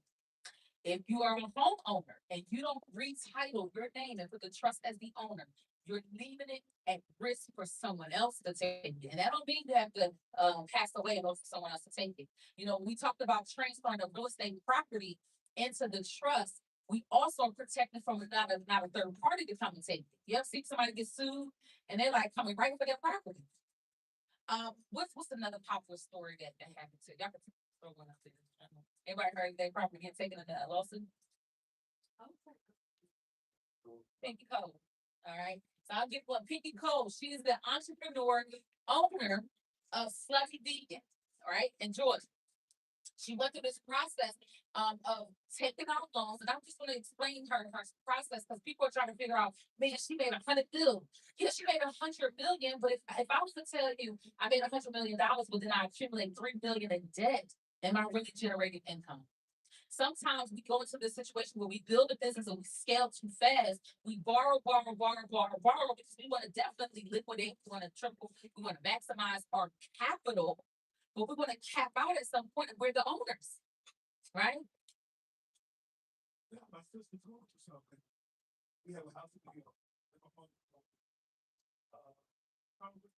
Has two other. So it's from the Lord, your sister. That's some gave them money. I try to jump on the bus. Now because need to try to take out. Oh, so we have a shared property that was inherited through multiple siblings. Attorney paid one, and she bought you out with all your rights. But was there a letter that was sent to you guys in reference to? Yeah, so he has a portion, but he has a portion now because she sold her interest. You guys heard that? So he was explaining because something just came specifically to this, right? He was like, wait a minute. We had inherited property, and it's how many siblings? 4? Well, 4 with my mom, but it's 2 with them.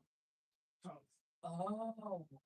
So was this a marriage? It's a stepdad. yes, stepdad kids. Is there a divorce? He died and she died. Oh, okay. Thank you for taking. But my sister still lives in the house. Yeah. They never lives in the house. Let me ask you another question. Is mom on the deed? Yes. That's how you're able to have your memory. Yeah. Now, what's good? it off. It's like, this happens a lot. Okay, y'all moving back to real estate real quick. But this is good because this happens a lot. And actually, we went viral. I have a good friend of mine, Nasir. He's really good in real estate. He's like a real estate model here in North Carolina. He's like the real estate guru on Instagram. Yeah. Our video did 500,000 because of so many people want to do the exact same thing.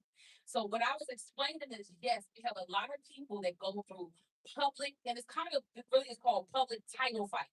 Because with the lawyer saying there's multiple heirs, he's saying that the person that passed away is legally married, but then he could contact one side. You know, I used to skip trace. I used to have a collection agency, right? I know I skip trace. So, but whoever's public record, they're going to go to the decedent side first, to be honest with you, because it shows that that person now, he has the surviving heir, which it does acknowledge because mom is still living and they were still legally married. Was they not? They divorced? They were divorced. Oh, mom is back. Both parents, okay, let me say, wait, we can get it together. Okay, both parents has already passed, but she passed, but she still had her name on the deed. So there's a survivorship clause there. So now who's fighting is the remaining heirs. But let me also say this. When dad passed away, he's no longer dad. Even though stepdad is through marriage. So because he passed away, you don't have any rights. And that is because they were married. So when they're married, he's like considered their stepfather. But because there's a divorce and there's a death, he's not considered your stepfather. The only way you guys are staying on here is because mom is still on the deed. And then the daughter is the father's child. Yes, that's what I said. It's two sides. Now, because he survived the heirs, they have a split equal shares of this property. She just sold hers. So if you stay on here and they sell the property, you still will get your shares. My sister lived in the house. Thomas, 2 kids. Never was over the house, nothing. They still got ownership though. Yes, we went to build it. I think everybody, people live by home. And then the daughter is in the house. It's the daughter of the mother. Right. So if he gave them 5,000, they probably sold their interest. So then now we need that in writing from the attorney. So then you need to find out the attorney, and then you need to. Oh, let me say, I'm not giving no advice. I get too involved. I've been thinking about it. So I just go into like, yeah, my brain. But I would say I would have it. I need to see something in writing that they gave away their shares, right? They probably sold their percentage, but guess what? They could have sold their percentage to the attorney. Now he has 50%. And then now you and the sibling, what the remaining siblings are, they only have like 25% each. You get what I'm saying? Dang, that's how they do, man. That's why the knowledge is so important because this is a family home, has sentimental rights, but the two children never even helped with the house, that foot in the house, did nothing with the house, but that's why they sold their shares. And their shares went to the attorney, he 50% of something. For $10,000, you get half of it. So whenever they ever sell their property, you got to rightfully, lawfully give them half of their property. I've been wrong this, but I just, there's some part that's cheaping. You ever heard of cheaping? Yeah. So there's a lot of people either pass away or they go into debt, they lose their property, the house go into foreclosure, but they have some equity that was built up. Rightfully, they have to give that money back to them. Sometimes they just give you a little key, a little $250 for the key to the house. But if you have equity in there, they frankly have to give you what you built in that home. And a lot of people don't claim it. So it's cheaping. That's why trust is so important too. I couldn't do it. Man, that collection was too much for me. I was gonna say, do you finish 50 gold stories? Oh yeah, because we had a long start. All right, so what Pinky Cole's story is, she's an entrepreneur. She built this business. She had a lot of investors first. They raised the money first. When you start raising money, you get a lot of people saying, you get a piece, you get a piece, you get a piece of the business. Okay, you get to make decisions because my money went into this business. So she started to grow, which is good. Grow, and she started having business all over the place, right? Multiple different locations to the point that your business can hit a plateau. Plateau meaning that maybe your sales ain't coming in like it used to. Maybe it's just starting to cut back. Then you got to pivot. But if you got all these loans out, you got all these locations that was doing 10 times the amount, now it's doing 2%. Now things are getting paid late. And when you take out loans personally, you're doing nothing but telling the lender that I will personal guarantee if this business failed. It was a run. That's how I look at it. It was a run because if you don't have the right structure, you building on quicksand. All right. And what I don't like about this story a little bit, and again, I can respect to anybody that comes from our caliber and has put in the work and has built something that they, that they've not seen before. It's the fact that we keep building it, but we keep losing it due to the way it's structured. Right? I had the chance to do a speaking event and again be on the stage. I was so upset they put me behind the headline. I'm like, I mean, that's cool, but no, everybody needs to get that important part because what happened when the headline leaves? Everybody else did. And I'm the one that had the most important segment. I'm like, and she kept saying, and as I think about it, her tour was based on getting the vulnerability of the people. Now, because my structure was bad, because I went into these contracts, and now I'm built up in debt. I need to play on the faces of my people. I need to help. I need to help. This is the first time a Black entrepreneur has built a business, but we're not building it right. Yes, she get a chance to tell her story and say, "Oh, I bought the business back." But what if you didn't buy the business back? So then we have to acknowledge and we have to hold accountability to that. I didn't build the structure right, or I went into debt building a triple. I mean, I'm talking 100 million. We're not talking about couple. We're talking about 100 million and building in debt. That is heartbreaking. And then again, she has the work ethic, she has the mindset. But if you don't know how you did it wrong, you won't do it again right. And that's what a lot of us do, right? It's not a color thing.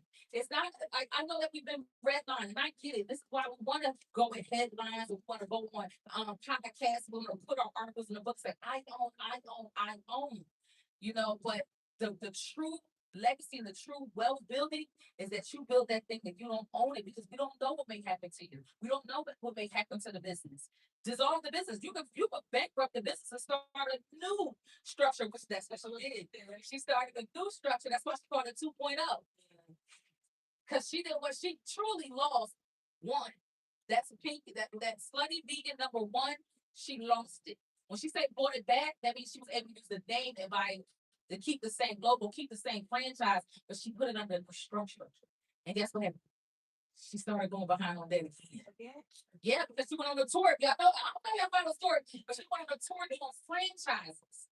Now, if I want to go into business and I know that you're going into bankruptcy and you're going into debt, why would I franchise your business? Again, playing on the vulnerability of us trying to save what she instead of just saying, you know what, let me just step back. Hey, I just something wrong. Let me learn from my mistake. And that's again, she get a chance to tell her story, and some people don't get a chance to tell their story. Some people are embarrassed to tell their story or they suffer in silence. So if you've never had a lawsuit hit your business or come after you for debt, credit card debt, we got people that's going into credit card debt. Let it go. Let the asset go. I used to work in collections. Don't ever go into a financial stress of things that you can rebuild and get it again. Let it go. Let it come get and then start over, but with a mindset. I'm sorry, y'all. So, let's say, has she had a trust in place? Yeah. Has she had a trust in place, before all these issues hit with all these debt collectors to sue her, the business would have been protected? No, she would have been protected personally. Okay. See, she had to file bankruptcy because they were coming after her house. They're coming after everything she owns. And here's the thing about a marriage. Her husband has successful businesses, right? Yeah. And because she's married, their income is joined as one. So you're talking about him. And it's not. Hello. See what happened to Yes. But the trust would have protected their personal assets. Now the business, it still would have been sued, but they would have only had to go under what's the asset of the business, which means they might have to take the buildings, the fryers, the equipment of the business. Oh, okay. Yeah. Same thing happened with Tasha K. Right here, same right here. What about Weaver? Yep, same concept. I don't want the stories, don't want the headlines down. Okay. I'll be following that though, because here's the thing with this one. This one is an inherited business, right? So Fawn Weaver is the chairman, she's the trustee or chairman of Uncle Deer. Uncle Deer. I'm gonna say because all right, so Uncle Deer's drink liquor. I don't know y'all. Bourbon, whatever. So she whiskey, perfect. So she is the founder now because whoever her ancestors, inheritors who created that business and stayed in the business until it got to this generation. Again, we could talk about building a wealth, putting it in the trust, but the information has to go with the asset, right? So what she did was she did exactly what she was not supposed to do. Borrow herself when this business is, again, it could be trust on, or she could have stepped into ownership. Yes, this business could get passed down, but what if somebody said, no, I want to own the business? She could have done that because again, the ones before her probably had perfect structure, great structure. She stepped in and said, I can make it go 10 times the amount and got in the way. And now everything was on her. And then they start saying, oh, this money, look like you take some money from the company.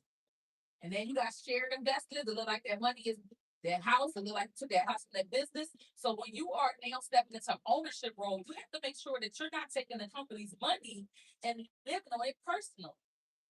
Same thing as a trustee. That's why I said when you are a trustee, you have to follow the rules of the trust. This trust is nothing but instructions and rules, and it must be followed. I have a question. Okay, so you're essentially a trust is gonna own the business. Yes. So I personally, as you don't own the business. So probably like when I'm speaking, so I was saying I'm the founder. Like I don't want to say I'm the owner, because I don't think it's stupid. So like what's the language you use publicly? Because I mean, people do see like, oh, she got some such like I want to people can be predatory. So like what's the language like that you recommend using? I would say I'm a spokesperson. I would say I'm speaking on behalf of, I would say that I do talk to third party. I feel like we, I think by default, I train my mind to literally know that I'm not the owner. So I was like, yeah, so we be, yeah. So I'm really talking about me, but it's we. I don't have like some people say, oh, I want to reward you for being an entrepreneur. I'm like, I'm not an entrepreneur when it comes to that reward ceremony, unfortunately. You know what I mean? Like I've had people approach me and be like, well, we want you to come to this this business thing. I'm like, yeah, but I have to state that I'm just coming as an advocate. I just always just say I'm an advocate. I never just acknowledge no position. So maybe that's just because I just trained my mind for a very long time. I just keep remembering I don't own nothing. Own nothing, control everything. Yeah, so I don't know. I just even when people are mad at me when I say I'm not an entrepreneur, entrepreneurship is some traits. They like I said it, but when I see it, it proves that time. Everybody that goes on social media say they are an entrepreneur, it turns out to be a trap for them personally. Because it means solely I'm responsible for the business. Solely I'm the only worker of this separate entity. You don't need to know that. On the paperwork, everything is structured on paper. So yes, you'll see people, but guess what? In the state of North Carolina, there's something called an assumed name act. Right? So if you assume in business, you can only assume. I know who I am. I know how I'm coming to the table. I know how I'm approaching every contract deal, every lease agreement. I don't have to sell my soul to security to engage in business. So I just know who I am. I was not doing it. I ask questions. You want to know my social security number? What's going? Is it required? Can I see something in writing? I do. I go into implicit because if I rather walk away with protecting my name and image versus compromising this trust. I won't do it. And then I do something right. So I can make me feel good at night. If I give you all my information, then you deny me, I'm like, dang, I just gave you the certificate of trust now, so I rather ask in advance. I said, hey, you know what? Let's segue to brokerage account, investment accounts, Charles Schwab, Fidelity, all these different things. They're like, I want your social. They want you to set up your accounts personally, but now that means I don't need to set up the account on the online process. I might get a call customer service because they may have different companies. But the first thing I'm gonna joke about is, oh my God, I'm just saying, whenever I got over an account with y'all. Yeah, is that a company? How does that work? Like if JP Morgan Chase is having investment accounts, I need to know how they set it. So follow some of the things where you shop at. You go to Target, find out who owns Target. If you go to, shopping at these other, find out who owns. Like when we said, Ralph Murdoch, what one of them names? It's the Murdoch, right? Find out who owns these companies.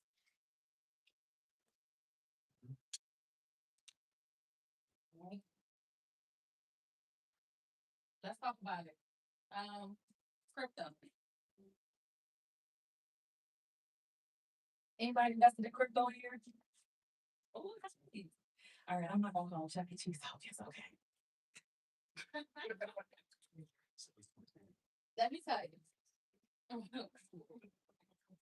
It's been a long time. It's been so hard to invest in crypto, you guys. I promise you. I was like, who was the toast? I need to know. I need to know. Right? And I understand private wealth and I understand it's all over. It's like one of those things I think about the gold standard. I think about when, again, they still operate gold bars and statues and things like that. At some point, they had to change to a new dollar. So I'm like, okay, I don't want to miss this wave. I don't want to have nothing stored inside. Thank God that my husband, he has studied this. He's been under the learning curve very early on. And he kept telling me, at least put something in there. I'm like, right?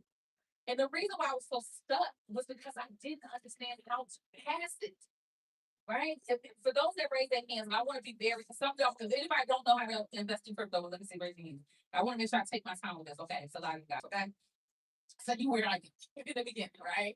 So I was like, well, I don't know about crypto because I want to make sure that if it's private, if it has some type of seed phrase. So either way, you have to access this money that's off this on ramp. I know it sounds crazy, but if you purchase it, let's say you use Cash App, right?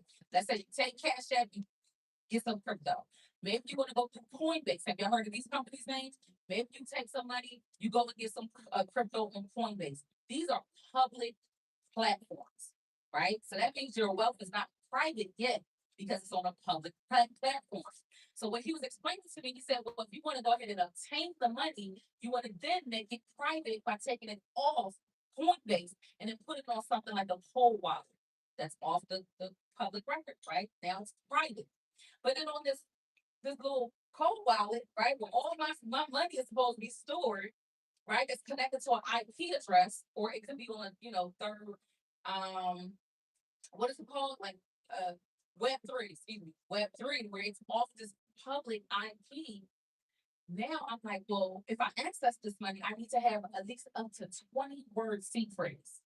It's like 14 to 20 words to access this crypto. So if I'm trying to access my crypto, it might say, trying to log in and say, oh, what's seed phrase number 8? I got to be like, okay, what's seed phrase number 8? Then I get the access. And they say, oh, now to get access to it again, you might have what's seed phrase number 3. And I'm like, well, if my kids don't get access to this crypto, they need to know the seed phrase. Let me tell you something. If you don't have the access, you don't have the asset. All right? Especially when it comes to crypto. And if it's on a public market, meaning on Coinbase, where you just invest in it and you can log in Coinbase and you can see it publicly, you don't have truly control over that money. I need to make sure that we take it off of there and have control of the money. Now, that is private wealth. But the problem I noticed that people were doing was they're setting up their Cash App account, they set up their Coinbase account under their sole Social Security. So I said, well, that was public from the beginning, right? Because it shows publicly that you obtained the crypto. So remember, I talked about turning my name into a corporation, right?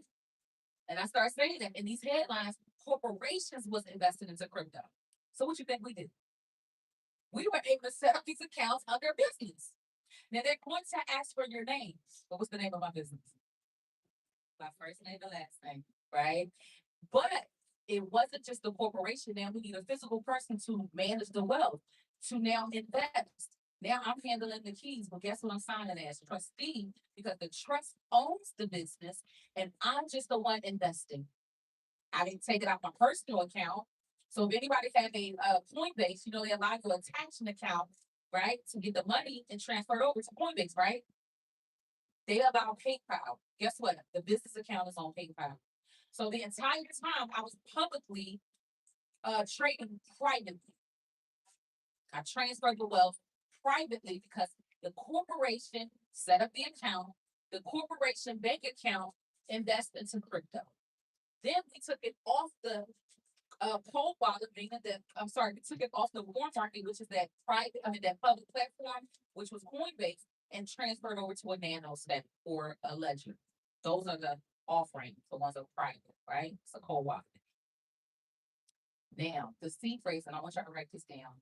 This is something we came up with Cause nobody talked about this publicly, nobody was sharing how to pass down the seed phrase, and we came up with a scavenger hunt. Now, the way you start off with the scavenger hunt, say, listen, God forbid anything was to happen to me, make sure y'all know the family show, it can start off with a riddle, and that answer will lead them to where the first 5 part of the seed phrase is, right? Remember, it's up to like 20 words. So it might say, go to the attic on the 3rd floor, and the corner left is gonna be the box.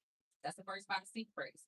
The next part, of course, with that seed phrase is gonna say, you might need to go to that bank over here off of Independence Boulevard, and that safe deposit box, but remember, the trust opened the safe deposit box. That's the next set of seed phrase. All right. And then the third location, it could be, somewhere in my house in the back of the TV. Y'all remember that movie?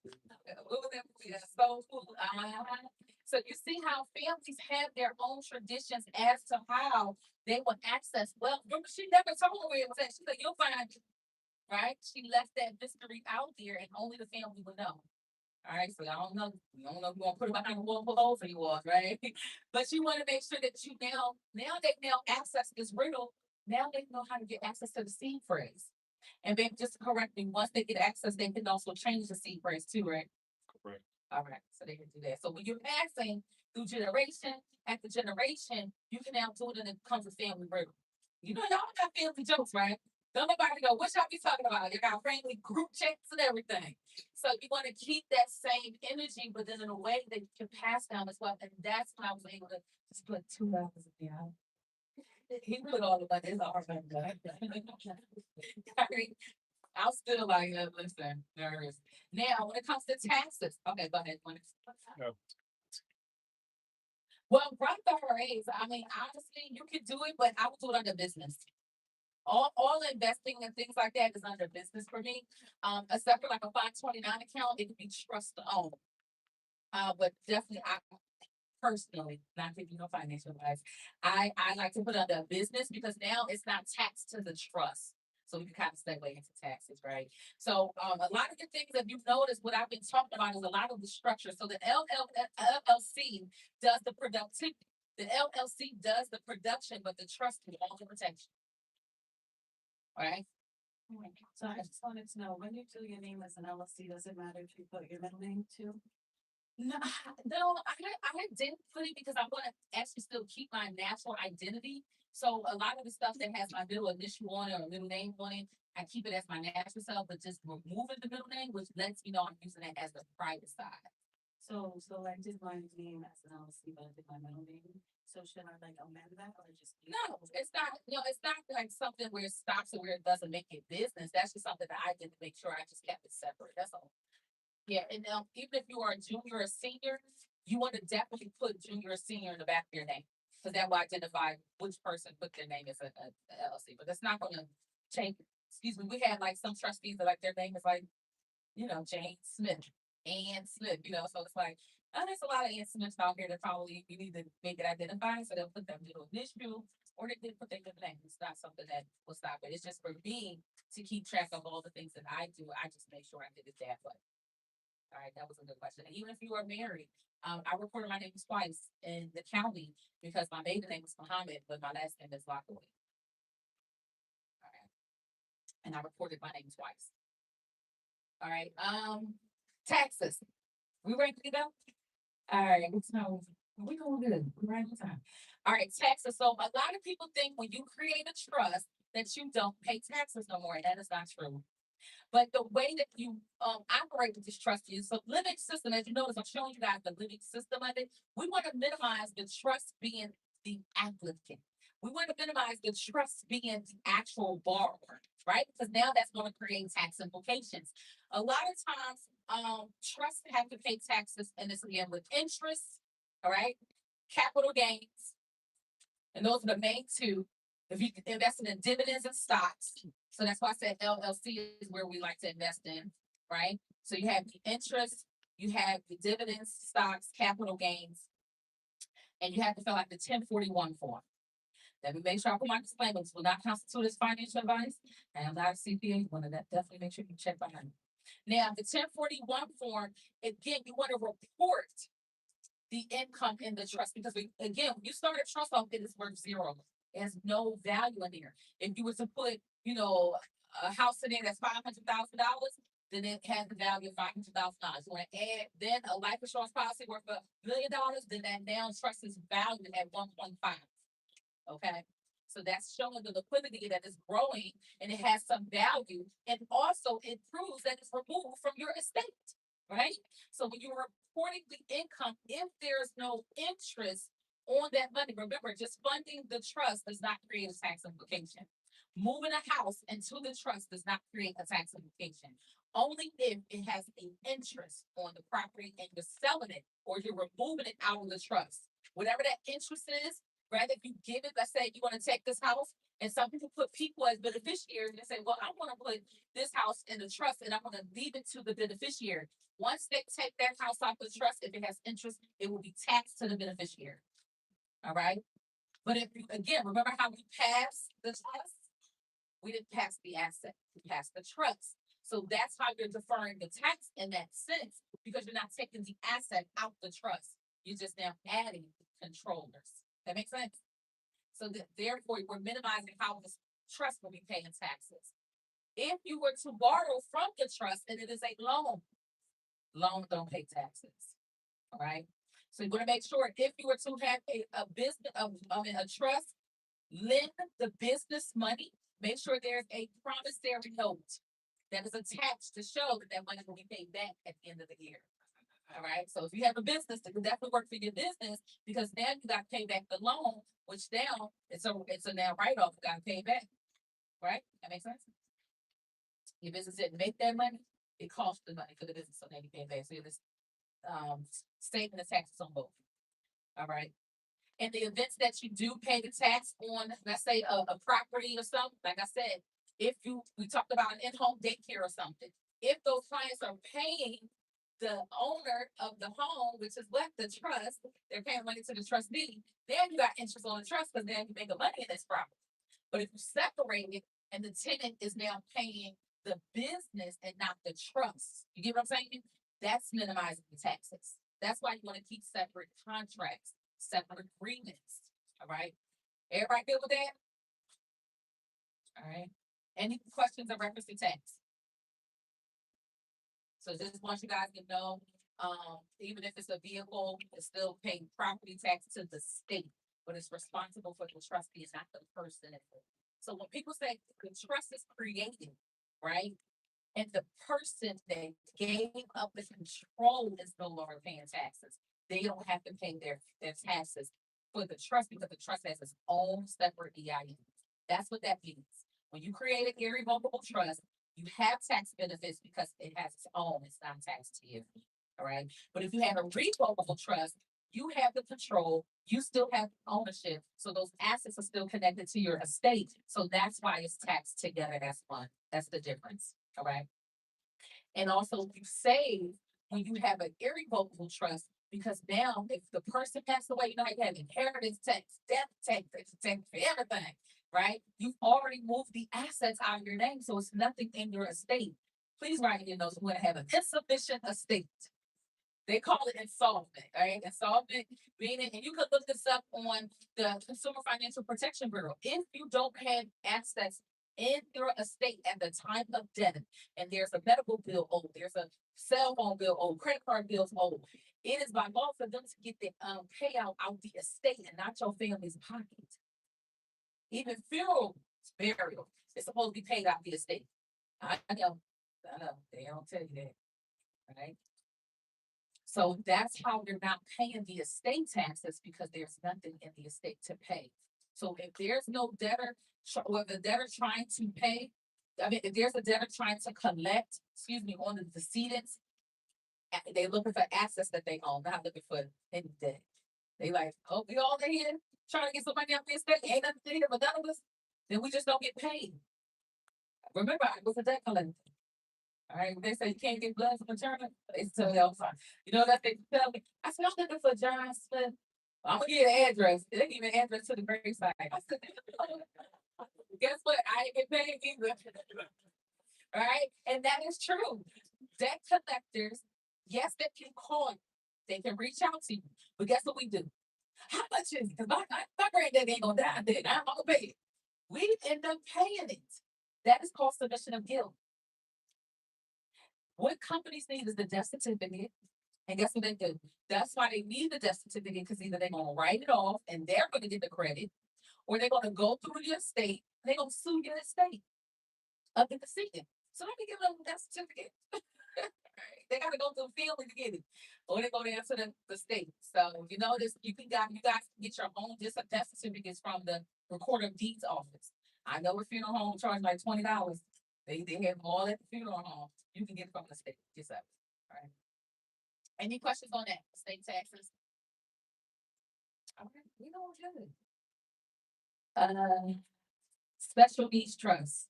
Anybody have any young children that's receiving government benefits, or adults receiving government benefits? It could be disability. Anybody is a retired veteran and have military benefits and things like that. Perfect. So this segment is pretty much for you.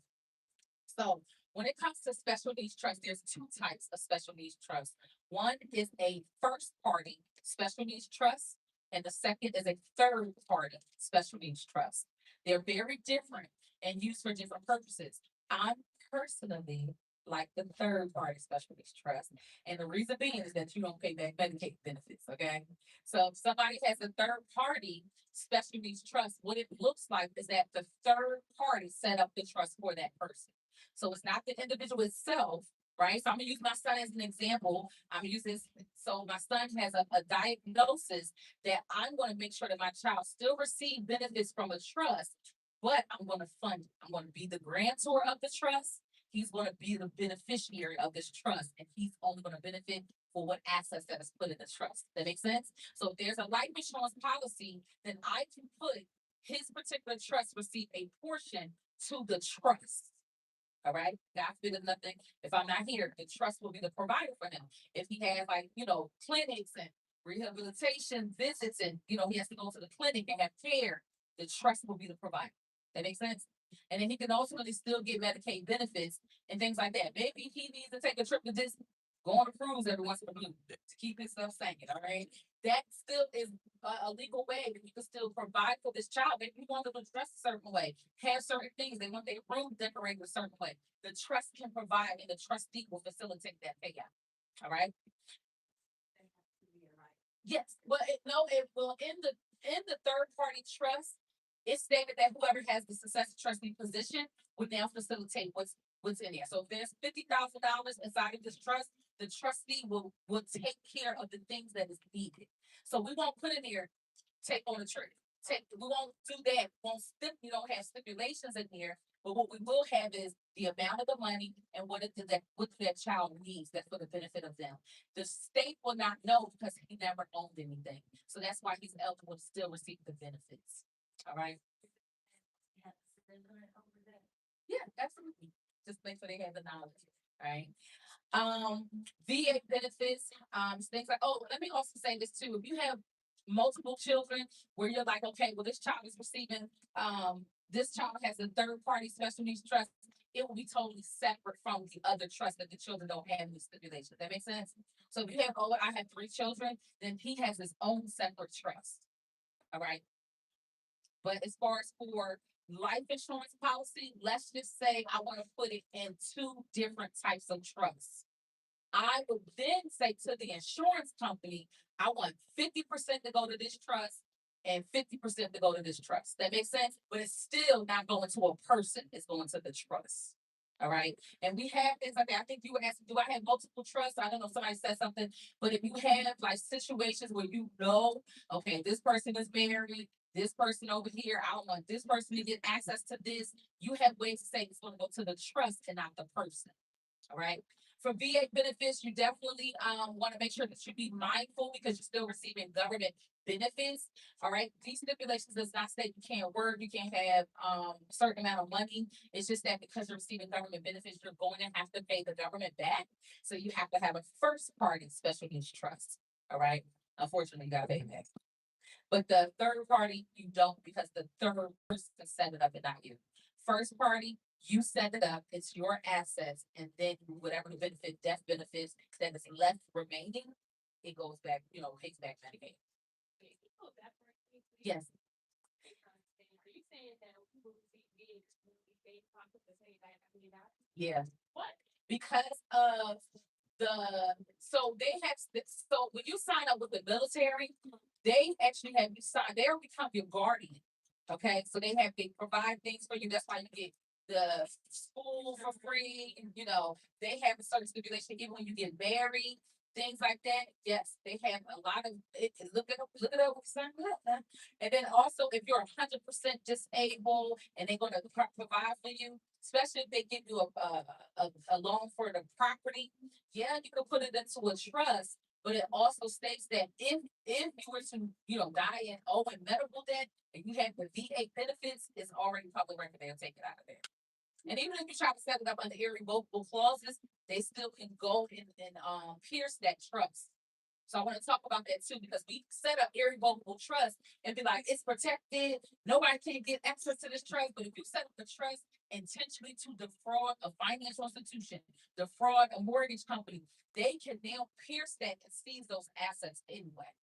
All right. Have you guys ever heard of Elizabeth law? No. Okay.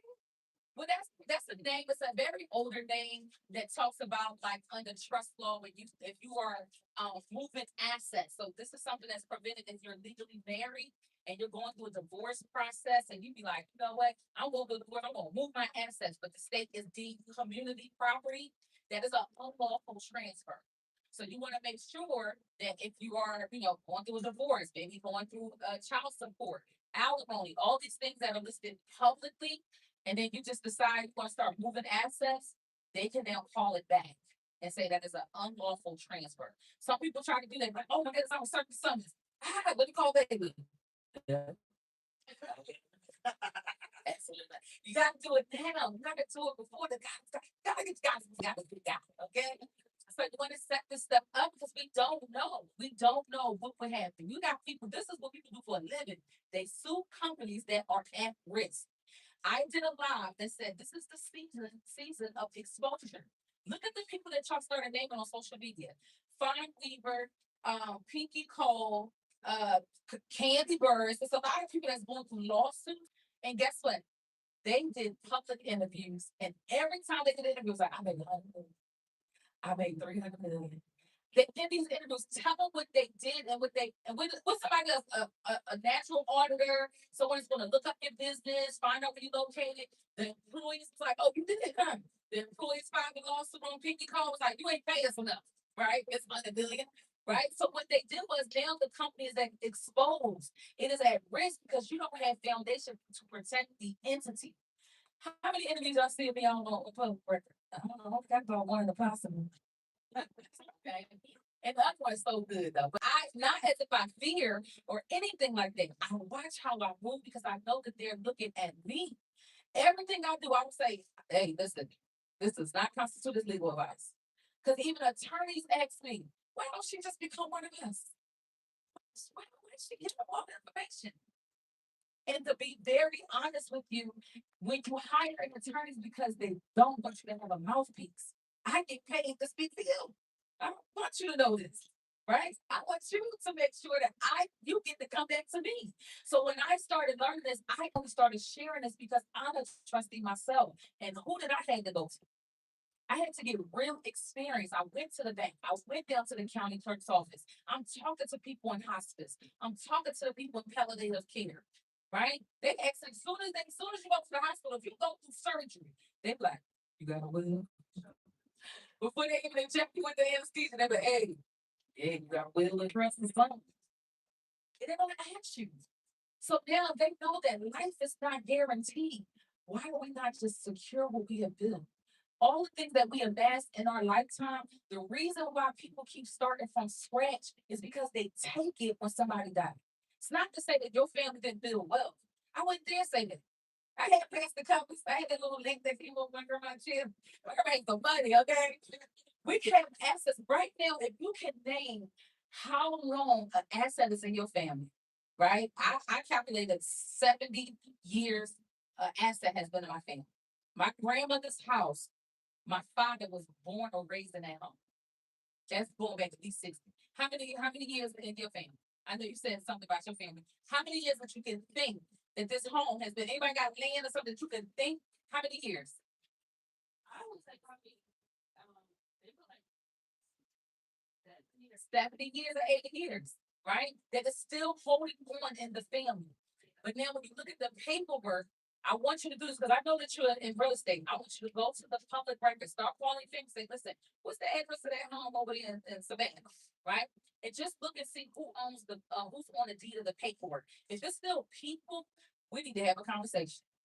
And I know that some of us that's on this journey, that's in this room, you might leave tonight like, let's stop waiting. Learn about the trust. Then you like, I don't want to hear it, right? Some families will be like, what you talking about? Is that crazy, right? But I tell you one thing, start sitting in front of what they don't want. What I learned tonight, if you don't have a trust, you're gonna have to fight through probate anyway. Is that what you want? I know you said you want me to have a house, but what I want to know is, is it right now that I get to have a house? Right? Some people be like, no, you're the only child. It's gonna go straight to you. No, it's not. It's gonna go straight to probate. All right. The bank account frozen immediately.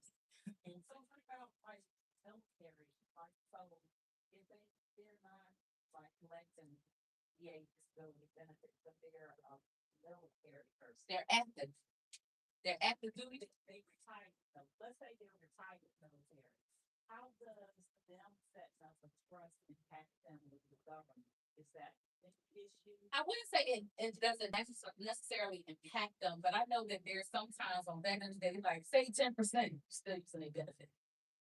You'd be like, I got a military, I think I'm retired, right? I know I said that it's a retired Marine.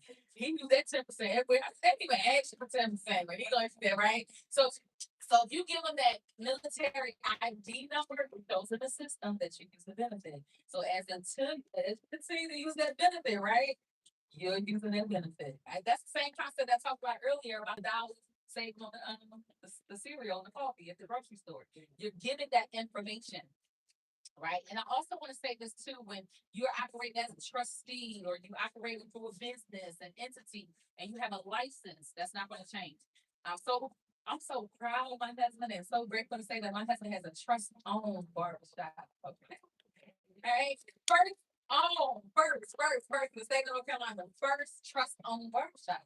Because you think about it and you may say, well, the person that do the activity, meaning that the person that has all the, like you're doing it with your hands, and now you're providing the service, makeup artists, hairdressers, right? You are actually doing the service yourself, but you can still build a brand to the point that it can be still passed down to the next generation. Because now maybe my children may not want to be barbers or anything like that, but we can hire a barber to work under the brand. See that? And we don't have to dissolve the business. Anybody that has a business and do the actual service, even though you're licensed with the state, it doesn't change who's the owner of the business. Right? Say it one more time. I'm sorry. I don't put nothing in my name. Now, I mean, I don't do going to. You try to trick me up. I'm on point. No, ask the question. Yeah, I'm sorry. So right here, because when I can't see, I can't hear. That's like, I'm glad I can't see. I'm sorry. If you're married, you can put one like an LLC under your husband's name and then an LLC under your name. Yes. Yes. So, or, I get what you're saying. So what also I can do, so I'm the trustee of the barbershop, right? And it's so cool because I called the state board. I actually recorded this conversation. I recorded state board. And again, I'll be asking questions because I want to get the experience. So if I help somebody else, I'm like, I already called the state board. So I called the state board and like, hi, how you doing? I'm, I don't know how you can say it, right? I'm the trustee of this trust owned barbershop. She's like, okay, buddy. She said that the license technician or barber or esthetician, they just report to keep their license active. They just need to know where they're working. I said, so that makes sense. That it doesn't matter where you're working. They need to know that your license is still active and they want to know where you're doing the service at. And I said, that makes sense again, right? We don't become the barbershop. We don't become the hairdresser. I mean, hair salon, excuse me. We're the ones that do the service, but we're separate from the actual business. And the state board only wanted the license number to know where are you performing the service. Right? So I'm on the board of helping with the structure of the business, but he is in there to do the service. And if God forbid anything was to happen, I'll just keep hiring people to do the service. All right. Okay, so. Are you? So I know you probably somebody with eminent domain. No, explain. Long story short, basically, like, let's say the city said, okay, Oh, yes. get all these 10 acres, we wanna build a hospital here, or whatever. Yeah. So in some states, if you have your property in a trust, they cannot do the eminent domain. But they don't know who to contact. Mm. So in order to do an eminent domain, they're gonna pay you out. They will contact the owner. If there's a trust, no one can own a trust. So that's why I get tagged in those posts all the time, like this been in our family for 40 years and the state is taking it from us. But what happened is they sent the notice and they have a certain time frame to accept or deny.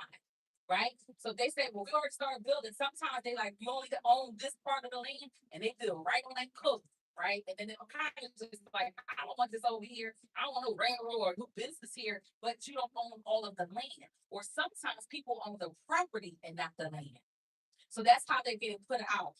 So a lot of us, we don't know. I mean, we like, oh, I own this house, but then you don't own the land. So that's where that comes into play. Eminent domain is really, really big, especially because we don't own the land. And even with land, right? So I know there's some people want to, concerned about, I heard land trust. Land trust. Maybe if I have a trust, I want to put it under land trust, but land trust don't have asset protection. So you also can be dealing with that too. Some people may have it under land trust and they don't have asset protection, but you can put the land under irrevocable trust and it protects the land. Right. So some families are getting pushed out. So if you had a nonprofit. Yes. And you change it to have your choice own the nonprofit, and then the nonprofit owns land, would you then have to like put the land in it, or would it be automatically? Because the trust owns it then? Yes, so the trust is a non-human person. It's almost as if I cannot put the trust in two multiple different positions. So you mentioned about if the trust is the founder. I want to correct you not to say, but no one can own a nonprofit organization. So you want to put the trust as the founder, the overseer, directors, things like that, over the nonprofit. And then again, if the nonprofit is going to be sitting on this land, then yes, the trust will own the land as well, to protect both separate entities, right? But it will protect both. You have to register separately. Register the nonprofit organization of the Secretary of State, register the land, and your recorded deeds records. All right.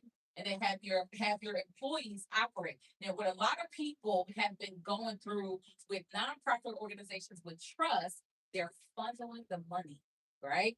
And that is when you have that done where people are trying to avoid what is it called, money laundering, right? If and I've heard this story, a couple of clients was asking me about it, right? So when you have a nonprofit, you want to make sure that your employees are getting the fair market value of an employee. All right. Just because you have a trust, you're like, okay, I invested into this, or the nonprofit organization had got a generous donation from something, that don't mean it goes into your family trust 100%. It goes to the organization. So just kind of help with that. If you are doing a trust owned or trust controlled nonprofit organization, make sure that it's not funneled. Like it's not money laundering. I'm not saying that that's what you're doing, but some people are getting that confused. You might say, oh, all of my family are the chairman boards and they're the board of trustees on this nonprofit organization. And all the money that's been generated in this nonprofit goes to the trust. That's not operating properly. So just because it's a trust on there and there's other board members, they will get paid generally the way a fair market payout will be. All right. Oh, that's a good question. A firearm in a trust, right? So firearm in a trust. Do anybody have some firearms that was passed down to the family? Yeah, some people like to keep guns, but guns can become collectible items and it's worth something. Let me say something. Somebody's going through a lawsuit, they ain't gonna stop you from taking that gun. That gun worth something, right? Also, when it comes to the registration of it, a lot of people think just because that firearm is titled in the name of the trust, that they think that someone has a felony, a little criminal background, a little piece, and think they can still carry. That is not true. Okay, still have to go through the background check if you are a trustee of the trust. And even when you're getting this done registered under the trust name, you have to go through a dealer. All right, you have to go through a firearm dealer. And if you have, listen, you have silencers and all this kind of little, all these types of guns, stuff, big things, the bazookas, right? You want to make sure that you get approved from the ATF. So even with the trust, yes, the trust can be the registered owner of the firearm, but the trustee still will need to go through a background check. And yes, the gun can stay in the trust, but even if it goes to the next generation and the next generation, they want to continue to keep updating. Even if you have a background, that trust owned firearm cannot be in the home with you. It's still considered you cannot be around firearms. All right. So I just want you to know that. Any other questions on the stuff that's how about so far? Just for point of view definition. I got enjoyed all this. I know I ain't seen nobody see it. See somebody on it. I know it's way pay off these eyes, but I'm trying to. So with the firearm trust, you have to go through. So for instance, you have to get trust through hiding. Yes, because you don't go to like what's it called gun range. Like you're not going to do a gun range. You definitely have to go through a gun range. Yeah. And if you have if you are a convicted felon, you cannot. You wouldn't want to be the trustee, no, because you still can't. It's still to carry. Right. And the only way to be able to still to carry as a trustee, even though you're not the registered owner, is that you have to go through a background check. So there's no gonna be no guns, serial number, scratched all type stuff going on, right? And be like, no, it's not the trust, it's private. They will still have a tracing track of whoever is under the trustee, they will go through investigation as well. So whoever's under the trustee will say, who's holding this gun? Because I know the trustee is the owner, but the trustees have to be present. Even if it's multiple trustees, they all have to be present. And I have other questions for you. So I just recently became an author, so I'm. Congratulations. So the goal for me is to not be the one who goes out and speaks about the book, even though I have to. I'm trying to figure out the line, how to do the advertisement, promote the book, but not be that person. Okay. I'm the spokesperson to everything, no own nothing. All right. I know, I mean, maybe if you're having like, uncomfortability with like being in front of crowds, stages, things like that, that's just something you just gotta get over. Because much of us, we gotta get out of here. My mind is talking. All right. But you want to make sure that you protect the royalties. You want to make sure you protect your intellectual property. There's clauses that we have that we make sure to put in there, even this down to voice. Okay. Because of AI, all these different things that has pretty much put a lot of people at jeopardy from the face. They can mock everything. You want to make sure that you protect your intellectual property. So when you're building this and you're, writing the book, when you copyright it, you can do it a few ways. You can do it either under your name, which again, if you do it under your name, they're going to attach it to your natural self. But if you were registered your name as a business, right, they don't know the difference based on, again, it's going to go by how you structure your book. Okay. So if you do it under your business name, if you do it under the trust, then yes, you can still do it under the trust. But on the book, it's going to say author, it's going to say the whole trust name. So what I would say is make sure you do it under the entity name, even though the trust will own the business, right? And then your royalties will still be collected through the business. And then because the trust is the owner, God forbid anything to happen, all your trustees will still manage those royalties. All right. The goal is to continue to have a trustee in the trust. If you go ahead and you pass down the trust, you're like, oh, this stops to the last number, everybody died off, right? Then that trust now is stagnant, right? And then it goes back to the state. Or you can have a clause in there that's a charitable donation to a foundation. It could be a religious organization. It could be something that you're passionate about, foster care or cancer research. Go ahead. This says, unfortunately, you pass away. You put a trustee in place. Now all of a sudden, that trustee we won't be trustee no more. Too much work. Mm-hmm. How does that play? That's a great question. That actually happens. That happens sometimes. This is why I always say the information. So are you stating that you created the trust, you put someone in a position, and then they're like, why would you do that, right? And that person passed away, or that person is still living. That person's still. All right, so thank you. You make it over. You make it a little harder. I'll give you both examples, right? Remember, I talked about the trust protector, that position that you put inside of the trust. So even though if it's an irrevocable trust, the trust is created, the grantor has no control, but the grantor never loses the power. So you have the power to say, oh, you don't want to be a trustee, I'll get somebody else to be the trustee, and you now appoint another trustee. But again, you just only add that person, and again, you're not doing the day-to-day operations. Trust protectors update, control, remove, add as need be. So let's flip it. So. Oh, the person died and that person no longer want to be the trustee and you have no one behind it after that, again, it stays stagnant where it goes to the state. Because then they can assign a conservator trustee, but remember, that's not a bad thing, because remember, the trustee still got to follow the rules and instructions. So it's not as if as though the trustee, remember we talked about the trustee insurance. If the trustee does not do what is listed in writing, then you can sue the trustee. That's why I said you want to have a trustee insurance, the fiduciary liability to take it off of you. But if it's somebody who's like, you know what, Vian, this person set up a trust, now we don't have nobody to, put in the trust, or it gets down all the way down to a relative that they didn't even know this person had a trust, and then now they stepping in. Y'all ever see the movie? I don't probably show my age. Brewster's Millions. Right, and there was an old white man. He was like, he did a video, right? He wasn't no longer living. He left the video. I'm like, and you the last one standing. Blah, blah, blah, blah. He had to spend that money, but there were stipulations. He had to spend what, 30 million a day, right? So there's stipulations, and then he had to follow it. So that's why you want to make sure that you understand that trust will still be active. It has some have clauses where it's only up to 99 years. You also have a dynasty trust that is never going to expire. And some of them are set up through like South Dakota, Nevada, I want to say. Yeah, I got correct on that. Big Delaware, statutory, non-statutory states, yes. Wyoming, yes. I do want trustees in Wyoming. So you have those different states that it does not expire, but you do want to keep up with the updates so you know to keep someone in there that wants to be able to manage this well.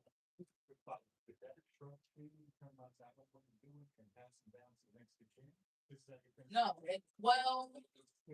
yes, actually, because the trustee has power to actually make the change, but they also have to agree.